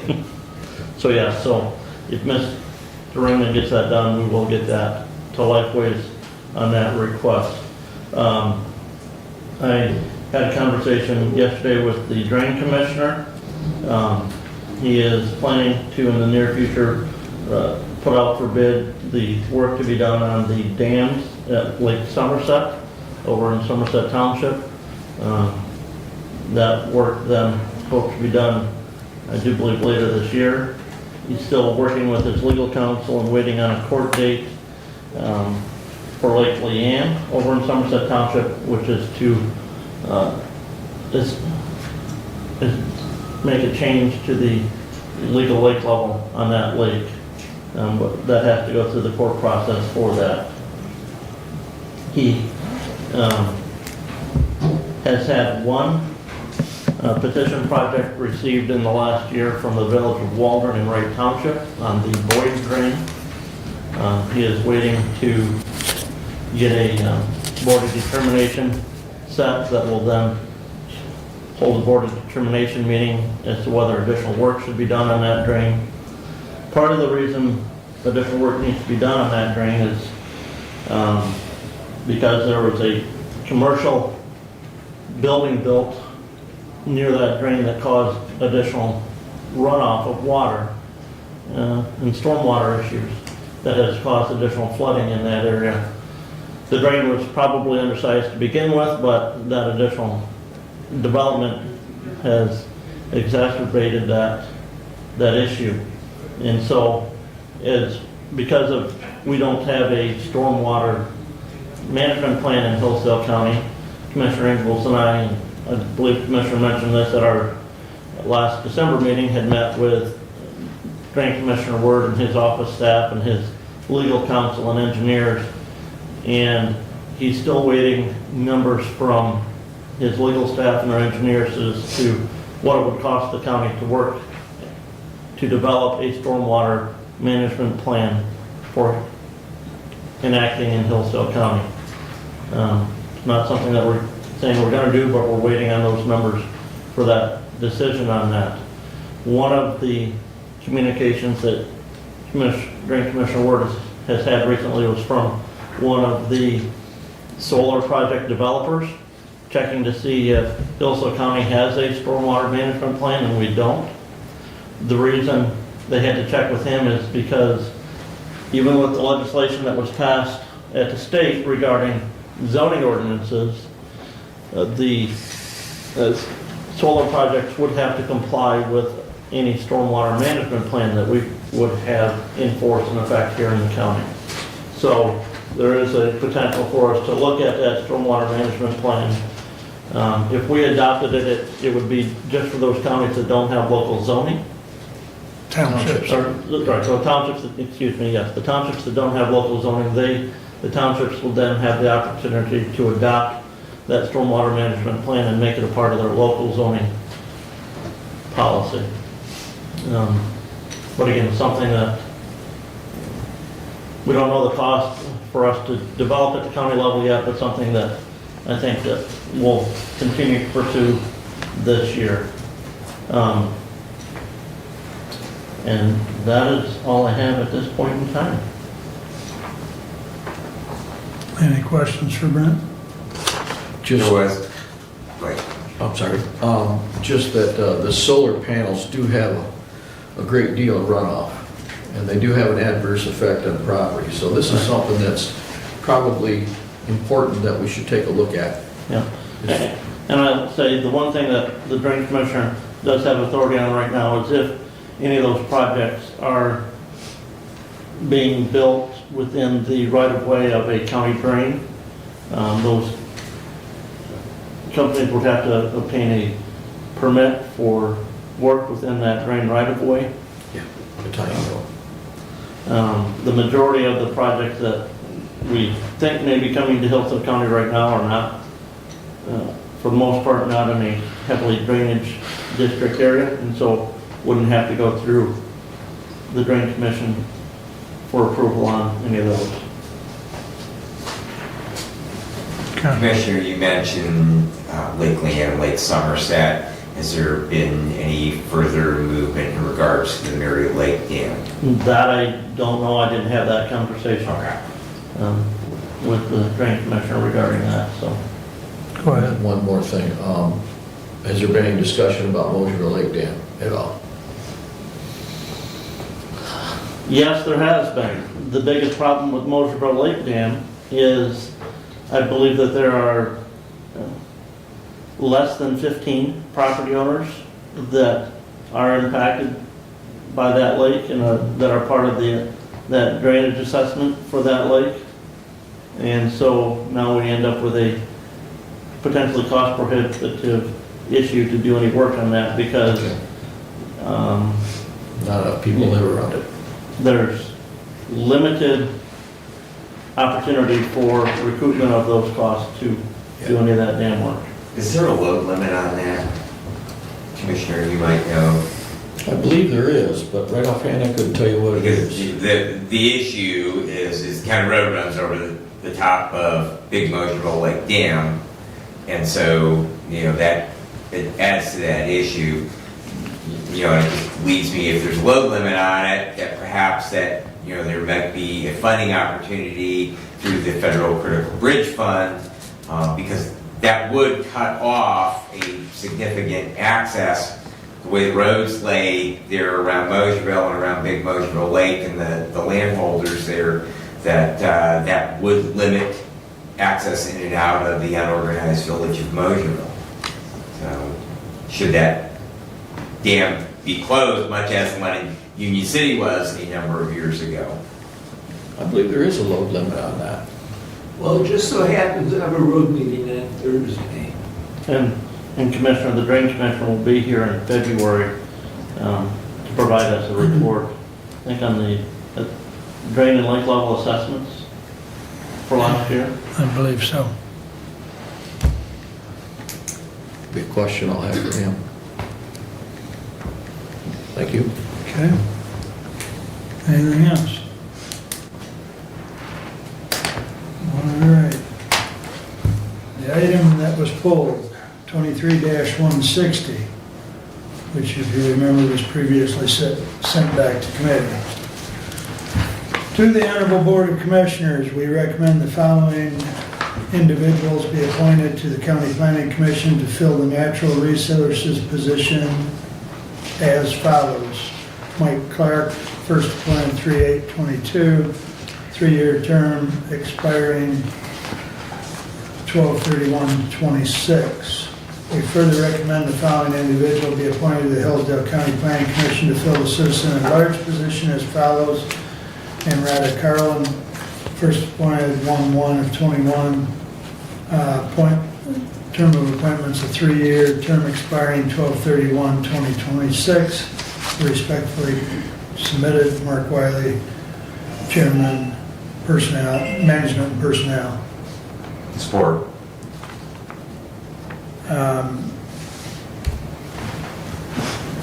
It was discussed at Personnel and Management that we would like to see, and I know you all were emailed by one of the candidates for these positions. It was our feeling that the township position needs to be filled by an elected. We have 18 townships, and we have 18 times 5 is a good pool of candidates.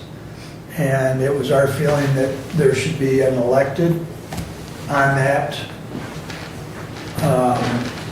those township positions. And that's why we moved Ms. Carlin to the citizen at large. So it is the recommendation of the Personnel Committee that we appoint her to that, and we look and talk to our respective townships to get somebody to apply for that township position. So if my co-chair would like to add anything? Thank you, Mr. Chair. To that we do have 2 township positions. One is currently filled by an individual who is the zoning official for Hillsdale Township. So we have an appointed official currently, and so the thought was that we would have an elected official. The other component in that, and just circling back to the idea of a stormwater ordinance that would only affect unzoned townships. We don't have any representation at the township level from our unzoned townships. Ms. Carlin lives in a zoned township, sits on their planning commission, therefore the reason for her appointment. The thought was that we would attempt to find someone from A, that is an elected official, and B, is also a representative of those unzoned townships. We also have an appointment for a village or city representative, and the thought there again would be that we would recruit from the elected officials. I know I spoke with someone from the North Adams Village Council who was interested in that position, and just to add to that, because they are from Adams Township in an organized village, Adams is a zone township. And so if that individual were to apply and they were appointed, that would again add to the representation from those townships that have adopted zoning. So we thought that it was the best use of resource. The person who is currently in the citizen at large position did not apply for reappointment. And so in order to have a little bit better balance, we were looking at that, and that was the reasoning behind our recommendation to making that citizen at large, and that we asked for your assistance in recruiting. I know I have printed from the county website the application. I found that many times in asking people to apply for boards, we direct them to the county website and they just kind of get a deer in the headlights look. So if you can hand them the actual application, suddenly the interest seems to go up. I know I had that at Ransom Township last night, and so consequently I would encourage you as you meet with your various units of government within your district that you consider printing a blank copy of that application and taking that along with you as well.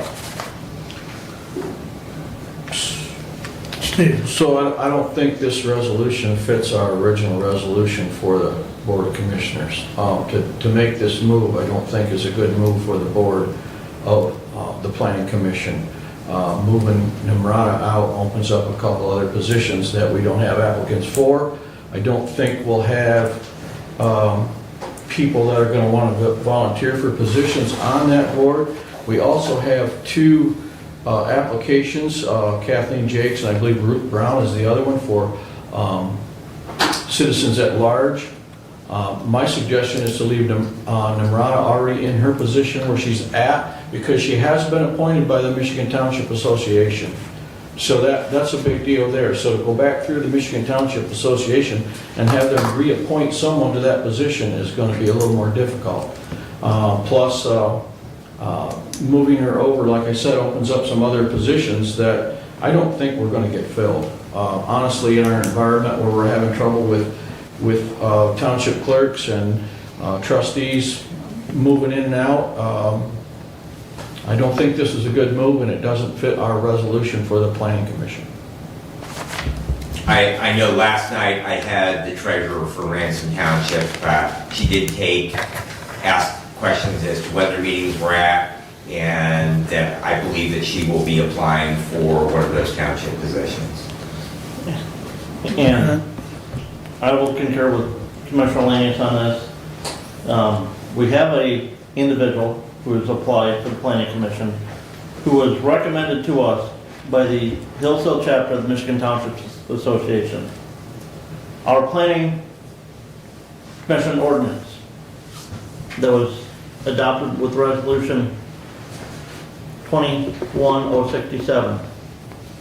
Nowhere in it does it say that the township representative shall be an elected township official. Nowhere. And so, Commissioner, when you say at a township meeting that we want somebody from local township government, I'm wondering who is we? Because that's contrary to the ordinance that this body has adopted. That may be you personally, but that's not the board.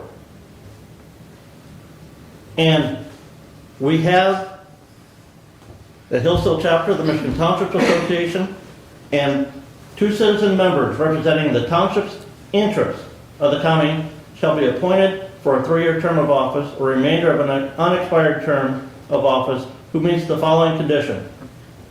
Every reasonable effort shall be made to ensure that the representative shall be nominated by the County of Hillsdale chapter of the Michigan Township Association. Nimrata Carolyn fits that definition.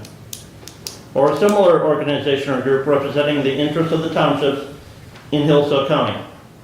Now, if the Township Associations, Hillsdale chapter of the Michigan Township Association wanted somebody else, if they wanted somebody from an unzoned township, they had every opportunity to submit that name to the county. They have submitted Nimrata for this appointment. And so I would move to amend the resolution and strike the language citizen at large and change to township representative. I second. You have a comment on the amendment? That's what Yes. we've just gone to. Yes. Okay. So on the amendment to name Ms. Carlin as the township representative, I support that. I attended the MTA meeting that she was, that as was discussed, and she was nominated, and the appointment recommendation did come from that body at that time. So that is regarding the amendment. Just this. Do you recall how many were in attendance? Well, typically they're lightly attended, number one. Right. 8. Thank you. Because most generally when I've gone, yeah, there's 10 or less. And So, I'm not saying, I'm just saying that, you know, it's a Hillsdale chapter, but it's very lightly I attended. understand. Whoever's the host township that night, they primarily have the majority of the individuals in attendance. I understand that, but it's still the ordinance that we have adopted by this body. We have to follow our ordinances. If we don't follow our ordinance, how can we ask somebody else to? it's the process that we have and the criteria and components that are written, to me, have been met. So. And I guess the counterpoint I would make is we are not excluding Ms. Carlson. We are actually, she is still being placed on the planning commission. Mm-hmm. She can still be a voice for her township. She can be a voice for MTA. There is nothing that precludes within the rules of the planning commission. You are a member of the planning commission. We are just simply reallocating where that appointment comes from, what area she is being appointed to. Any further discussion on the amendment? I just don't recommend this at all. I won't support this. The amendment? I will support the amendment. Okay. May I ask who seconded the amendment? Okay, thank you. Okay, the amendment is to change it from citizen at large to, Township representative. okay? Everyone understand what they're voting on as far as the amendment? We'll do a roll call just for consistency. Commissioner Lanius. Yes. Commissioner Wiley. Yes. Commissioner Benzing. Yes. Commissioner Leininger. Yes. Commissioner Ingalls. Yes. The amendment passes. So we're back to, okay, so we're back to 23-160 as amended, so it would still be Mike Clark to the Natural Resources and Namrata Carlin as the township representative. And the Personnel Committee will have to address the citizen at large with the two applicants we have. Correct? Correct. Okay. And I would recommend Kathleen Jakes. Personnel Committee will take that under consideration. And we'll bring it back at the next meeting. But before us at the moment, we have 23-160 as amended. Is there any further discussion on 23-160 as amended? We will do a roll call. Commissioner Wiley. Yes? Commissioner Benzing. Yes. Commissioner Leininger. Yes. Commissioner Ingalls. Yes. Commissioner Lanius. Yes. Passes 5-0. All right. We'll bring that other issue back. 24009 to the Honorable Board of Commissioners. We, the Board of Commission, approve the 2024 Hillsdale County Board of Commissioners Committee assignments. Respectfully submitted, Mark Wiley, Chair of Management Personnel. Support. The proposed committee assignments are attached in your packet. Generally speaking, they are the same with a few changes. Brad, help me with the changes if I miss one, please. Environmental services, solid waste plan. Environmental services was already under Doug, but we added the solid waste plan since it fit there more appropriately. Doug had also indicated he would take River Raisin Watershed Council, so we moved that to him. And I believe he picked up Wellwise, was that correct? Yes. Thank you. Commissioner, that appointment is not up at this time. But And- we can't make that change, Commissioner. And so you would be removing the chairperson of the board.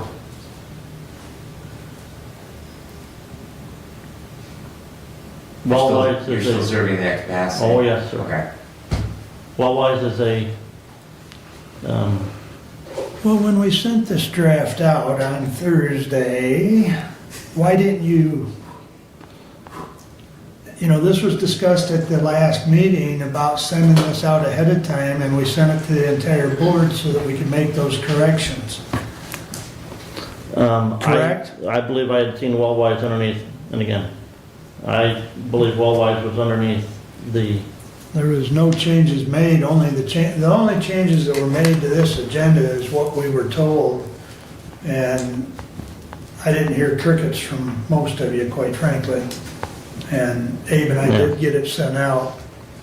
There was some you heard crickets from. Yes. Wellwise is a human services issue, which is why, as the vice chair of the Human Services Committee, that was assigned to me. And We'll move it then, Brent. We'll And- move it back under you, so. And the reason it's not with Commissioner Lanius is because of the conflict of interest issues Between that and senior center. with Commissioner Lanius serving on the senior center Correct. and the senior center receiving funding from Wellwise Services. That's fine. We will make sure this is out. The agenda will be out ahead of time to everyone, and I would appreciate those comments ahead of time. Do you need an amendment to make that change? We can do it by consensus if everybody's good with it. Because I think Abe's already typing it. So, that's the beauty of technology, Steve. So I have off Wellwise, Yeah. as I read it. Yes, sir. Correct. I just Yes, want to sir. make sure I know where I'm And- supposed to be and when I'm supposed to be there. Okay, I don't think, did we make any changes, Brad, to Steve's assignment? I believe the community action agency was added because that's moving back to human services. I was the Right. vice chair of human services when those appointments were originally created. And so that since I am no longer serving in that human services capacity, that it would be best served that we have the representative, either the chair or the vice chair. Commissioner Weiner previously had served on the community action agency, and because of his various commitments, he was unable to take that commitment. So the most appropriate place would be to move that on over to Commissioner Lanius. So the caveat, though, is that Steve will need to fill out an application. Correct, so because that- we, it is a recommendation, we don't actually make an appointment, we make a recommendation to the community action agency, yeah. Very good. That very one. good. Okay, very good. And then I guess if we're just talking collectively, there was a couple that were missed under my committee assignment, which are public safety. One is the Community Corrections Board, so that will be an addition.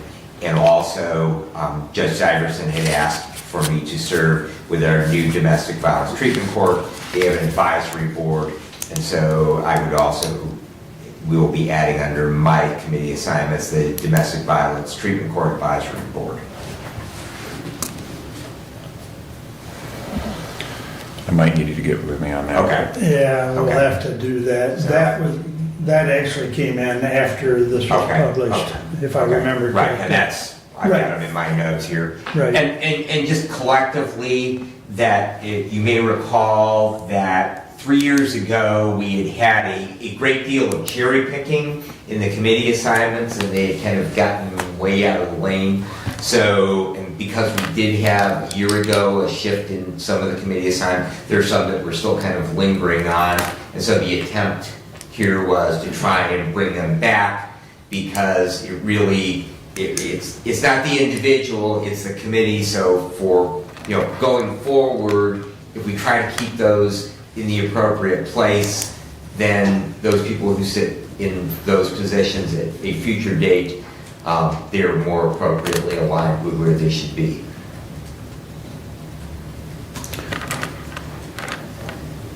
Aside from the discussion on well-wise or the couple that you brought up, Brad, that need to be added to yours, is there anything else?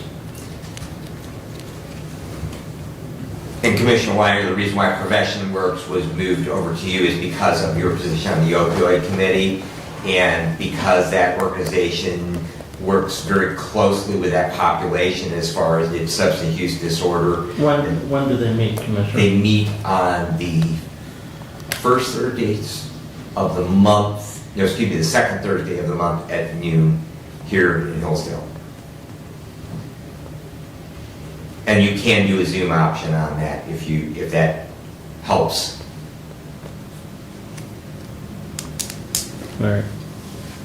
But Chris Firestone, she is the Lifeways employee that is coordinator for Prevention Works. That is her full-time job. So, and she also sits on our opioid committee. So basically it boiled down to that if we're going to have that opioid committee representative, it would be yourself or Commissioner Wiley who would be best served in that position. Tried to give you something local. But it does match up. Yeah. Well, and yes, the walleyes and, yeah, those. Okay.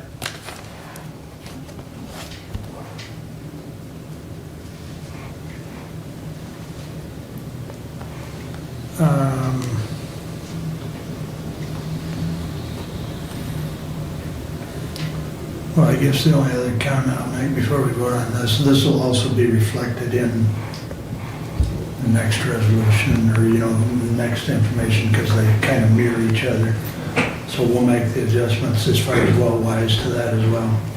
So, is there any further discussion on 24-009? Hearing none, a roll call. Commissioner Benzing, Yes. Commissioner Leininger, Yes. Commissioner Ingalls, Yes. Commissioner Lanius, Yes. Commissioner Wiley. Yes. I believe that was 5-0. Yes. Thank you.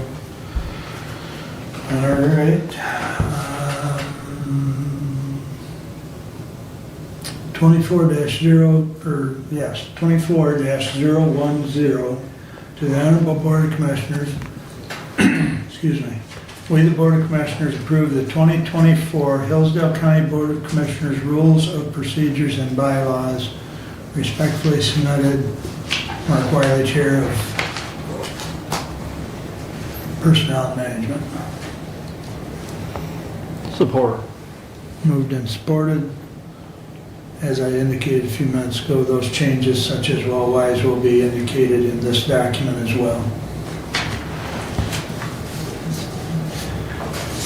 I assume you've all had a chance to review it. Comments? The only comment is I still think we need some clarification. And Commissioner, I bring this up not against you or Commissioner Benzing, but personally I don't think we should be paying per diem when we don't make the appointment to the Community Action Agency Board. I think, assuming he gets appointed, he can bring that up. Because I think that, you make a valid point. And I will. And, the only thing I will add to that is Community Action Agency, they are not allowed to provide any compensation, so they will not be paying per diem, and I find it difficult that we're asking, a representative from this body to travel to Adrian or Jackson on a regular basis and not compensate them for both their time and their mileage. With that aspect, Commissioner, you say we can make recommendations, and I believe we recommended a year ago that Megan Zimmerman be appointed, that they take her application from Megan Zimmerman and appoint her as the other elected official from Hillsdale County. We don't provide her per diem, even though we, as this body, send a recommendation that this is the person that we think you should have. We don't pay per diem there. We have other members of Hillsdale County, citizen members, who serve on that body, and they don't get paid per diem.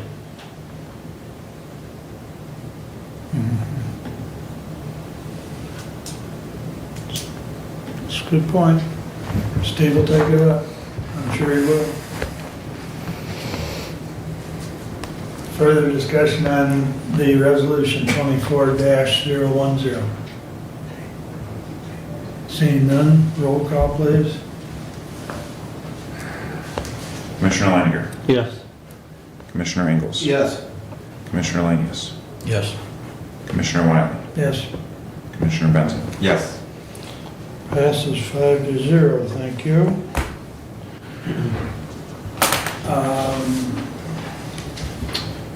The first item I have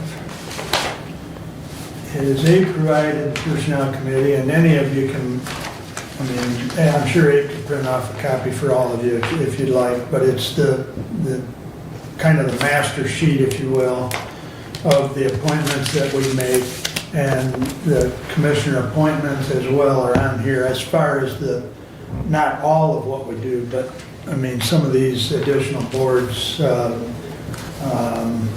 building inspectors, which we dealt with, Brownfield Authority, or Redevelopment Authority, I mean, the whole list, but like I say, I'm sure Abe would print everyone a copy if you so desire. And part of the reason I bring it up is the appointments that we make to the Veterans Affairs Board on here was discussed yesterday as we, much as we've done, review our bylaws, and actually one of the board members and myself are going to review bylaws and bring them back to the next month's meeting. But we were looking at the appointments that has been made, and respectfully, the Veterans Board would like to move Bob Snow down to an alternate position. He is listed as a regular member now, and move Jeff Francis from an alternate to a regular member. Now, the reasoning being that Bob has gone almost half the year. Now, Bob's a respected member of the Veterans Affairs Board and has provided, valuable comment, but when you're gone 5 months out of the year, we just feel that he would be better served in the alternate position. So, When he's gone, an alternate fills his position? correct. And that's why we went to the alternates. We did have 3, so we're actually, if you know of a veteran that would like to apply, having 3 alternates was our target. We currently have 2. Tom Cushmal and Jeff Francis, as I just indicated, are the 2 alternates. Jeff has been very regular in attendance, and the alternates generally do attend. But, we have to have the 5 primary to vote, unless one of the primaries is absent, then the alternate fills in. So. Is there a Zoom option on those meetings? No, sir. No. I would move to approve the change as recommended by the Veterans Affairs Committee. To be followed by a resolution for tracking purposes. Thank you. I take it you're supporting that then? I will support that with that addition. Let me get what the motion is. Motion to approve the change, which was, Moving Robert Snow from a regular member to an alternate member. And Jeffrey Francis from alternate to regular. Is that? And just for clarity, is Yes. there any difference in their expiration of their terms? And if there is, will the term expiration date follow the appointee, or will the appointment align with what the current? So there is, expiration dates are? to your point, there is 1 year difference in the expiration. So I guess I would recommend that the expiration of the current term follow the move. That would be my suggestion. Yeah, So it stays with the person, not with the position. I would- correct. Correct. Unless you think it should be the other way. I'm open either way. And So how many of your primaries expire the same year? Well, that's a good point, Brent, because right now, they all expire in a different year. So Bob's would be in 27, Jeff's is in 26. If we left the year with the person, then we've got two. Leave the year with the position, not the person. Yep. So moving Jeff to the primary, his would expire in 27, moving Bob to the alternate would expire in 26. Correct. That's fine. Yep. You make a good point, though, because of the way it's set up and has been set up, there's only one evolving every year. Okay. Let me read this back and make sure I have this right. Motion to approve a change to the Veterans Affairs Board, moving Robert Snow from regular member to alternate member and Jeffrey Francis from alternate to regular member, with terms of expiration staying with the position. And that was moved by Commissioner Engels and seconded by Commissioner Benzing. And I'm fine with that. Okay. Does everybody understand the motion? All in favor signify by saying aye. Aye. Opposed, same sign. Motion carries. That will be followed up with a resolution as well. That'll be in consent. Okay, thank you for that. Along with that, we had quite a bit of discussion on in the VA as far as going through the bylaws, as far as responsibilities of the board. And one of the things that was discussed and followed up with Derek was the line-by-line item that Budget Committee set up for that office. So, to show, and so, Derek has access to print those off and give them to her for the board to show the board where they're at month by month. And so that was something that several members of the board wanted. So since it is, the board's role really is fiduciary and policy. So seeing those monthly printouts of where the budget is going is a good thing. And the election of officers took place, and Larry Rathbun is the chairperson, Dick Deller is vice chair, and John Lowe would be the secretary. Now, as a secretary, he just basically approves Dolly's, or looks at Dolly's minutes, because Dolly normally takes some minutes and does a pretty good job, but I think we all know how that goes. The handbook, Brad and I have been working on it. I do have a draft, I'll fire it out. There are some things that Brad and I have already identified that Derek's been really helping us. I'll fire it out to you when we're done today. If you can, open it on your PC. Because there's some formatting issues when you open it on these iPads. Because it's annotated, Yeah. so Word doesn't like it when you open it on the iPads. Yeah. Commissioner, in regard to that, did we build in the county computer security policy and the employee firearm policy as part of that personnel handbook? It is part of the handbook currently. Not the computer policy, not everything that's in the computer policy was in the employee handbook.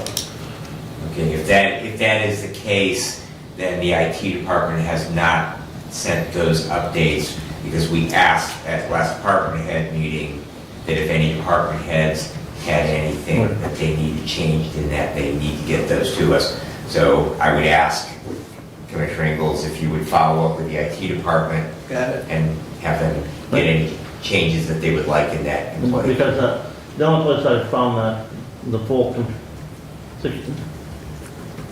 information security policy is on the 44 North Employee Navigator site. And I don't think we want to be sending employees there to see that. We want that in the employee handbook. Right. Well, we also want them to sign it and acknowledge that they have seen it. Yes. And that is, part of the reason of including as much as possible in that, because there are 2 signature lines, one for bargaining unit employees and one for non-bargaining unit employees. And to that point, Doug, when you talk to Dave, and so he can forward that to Derek to insert, would probably, because of that world of IT is ever changing, that should probably be as an appendix, because we're putting some things in as appendixes so that they can be pulled easier as they need to be changed and insert the new appendix. Much as the wage table will be included in this handbook, but it'll be an appendix. Because it will need to be It'll be updated annually. Updated, correct. So, okay. That's all I have for now, I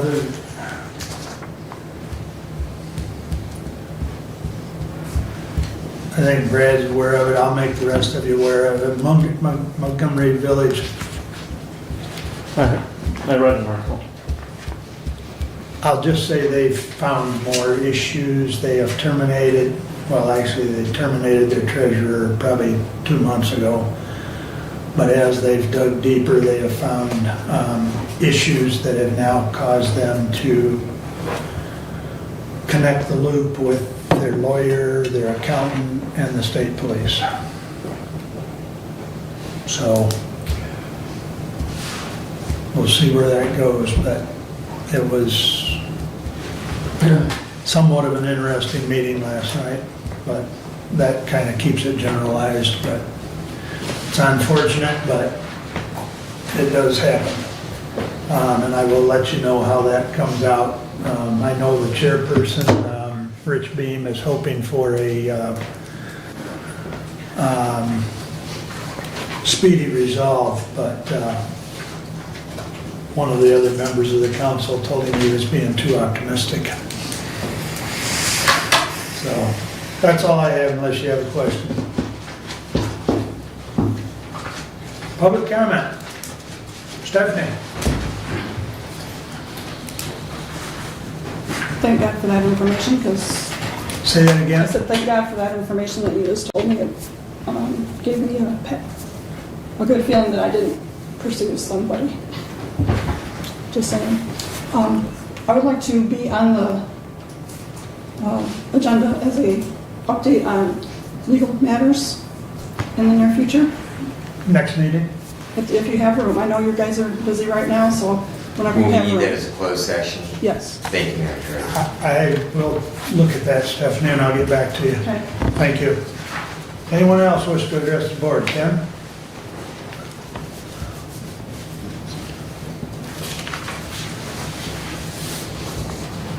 Hi, I'm Ken Todd, Brown Township. What I wanted to address was when Judge Lisning was in here, where you had the opportunity to hire somebody that is way more qualified.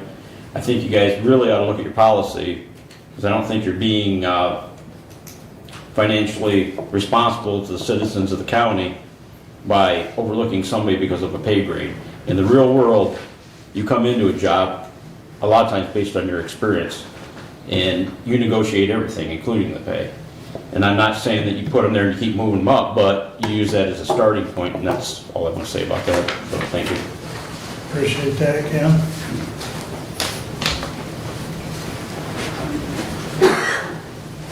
Bob, Yes, sir. you're up. I'm gonna play some tennis today. Considering what I guess Mr. Benzing here had stated, the consideration to the, I think it's called domestic violence, or consideration to Judge Stuyvesant. I'd like to at least voice that in consideration to the idea that Mr. Benzing, I think he does himself have issues with what we could say is women, and they're violent, and he is towards women that had attacked here in this building at one occasion, and I think it needs to be, questioned. So other than that, I'm wanting to look at, you said Montgomery, and you also have another paper you just now said for each one's committees. Can I get a copy of that as well? Sure. Thank you. Yep.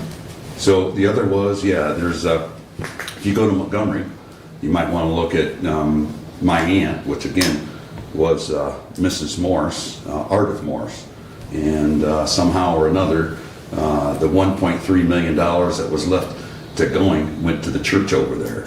That was quite interesting. And how did it happen when she herself wasn't conscious? So there's just a lot of questions about that. And anyway, thank you guys very much for today. It's a great discussion, I think, between all of you. You got some, good different of opinions, and I enjoy that. Thank you. Thank you, Bob. Anyone else wish to address the board?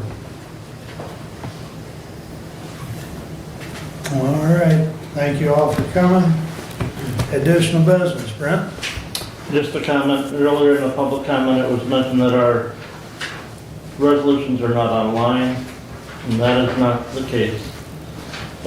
With the purchase and implementation of this diligent community system, where the resolutions were, they're not there anymore. They have been moved into the diligent community system, which is where we also post all of the agendas for our meetings and all the minutes for our meetings.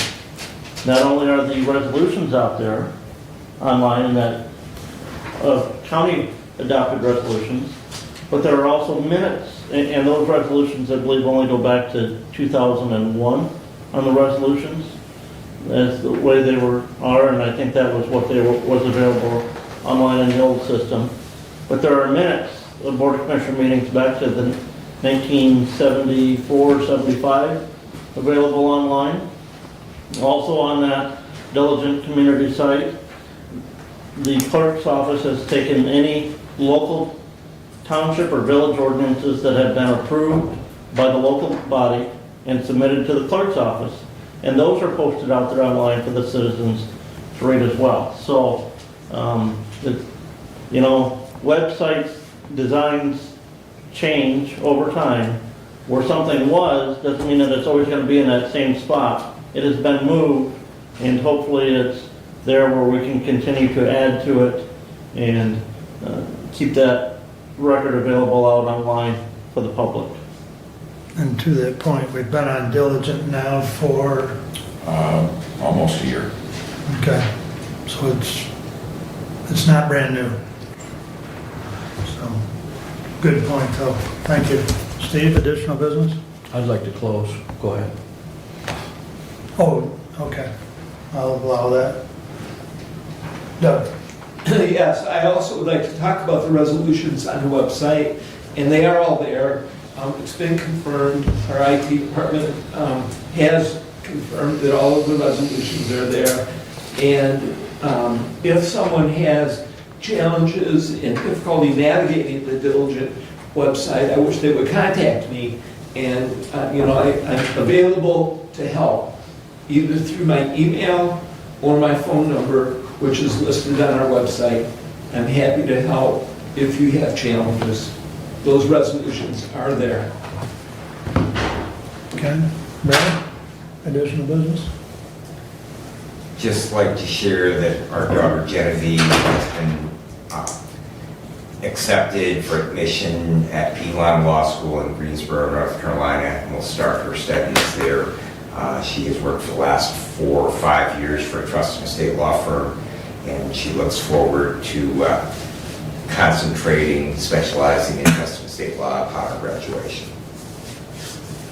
Very good. Steve wanted to close, so I'll make my comment. I guess I want to be kind of general in this because this board works hard. We all collectively and individually put in long hours. I didn't get home from the Montgomery meeting until after 9 o'clock. I'm sure other commissioners were at meetings. We take time out of our personal lives to attend these meetings. We do it out of the love for the community that we live in. We do it for the love for community service. if we didn't have that desire to help the community, I don't think any of us would be here. We collectively and individually are almost constantly under attack with accusations and sometimes falsities, as we've already noted. The resolutions are online. And we are professional. We sit here and take the abuse. Many times there's no proof. But yet, since we're on Zoom, or not Zoom, but YouTube, these comments linger forever. And it's very disturbing when basically we're accused of fraud, cheating, and whatever else.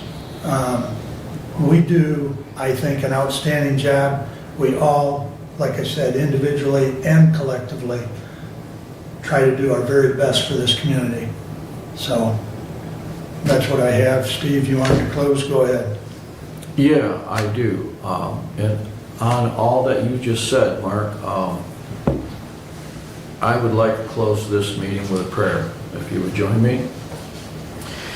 Heavenly Father, we ask that as we go our way today, you'll guide each one of us. The weather is bad today, Lord. We pray you'll be with each one traveling today for safety throughout our community, throughout our county. We pray, Lord, that you'll be with each member of the county, each employee, and that you will expedite their work, help them in their decision making. And we just ask for your blessing upon this meeting, and we ask this in Jesus' name. Amen. Amen. Thank you. We stand adjourned. Contact information will be the environmental. Well, by that, I need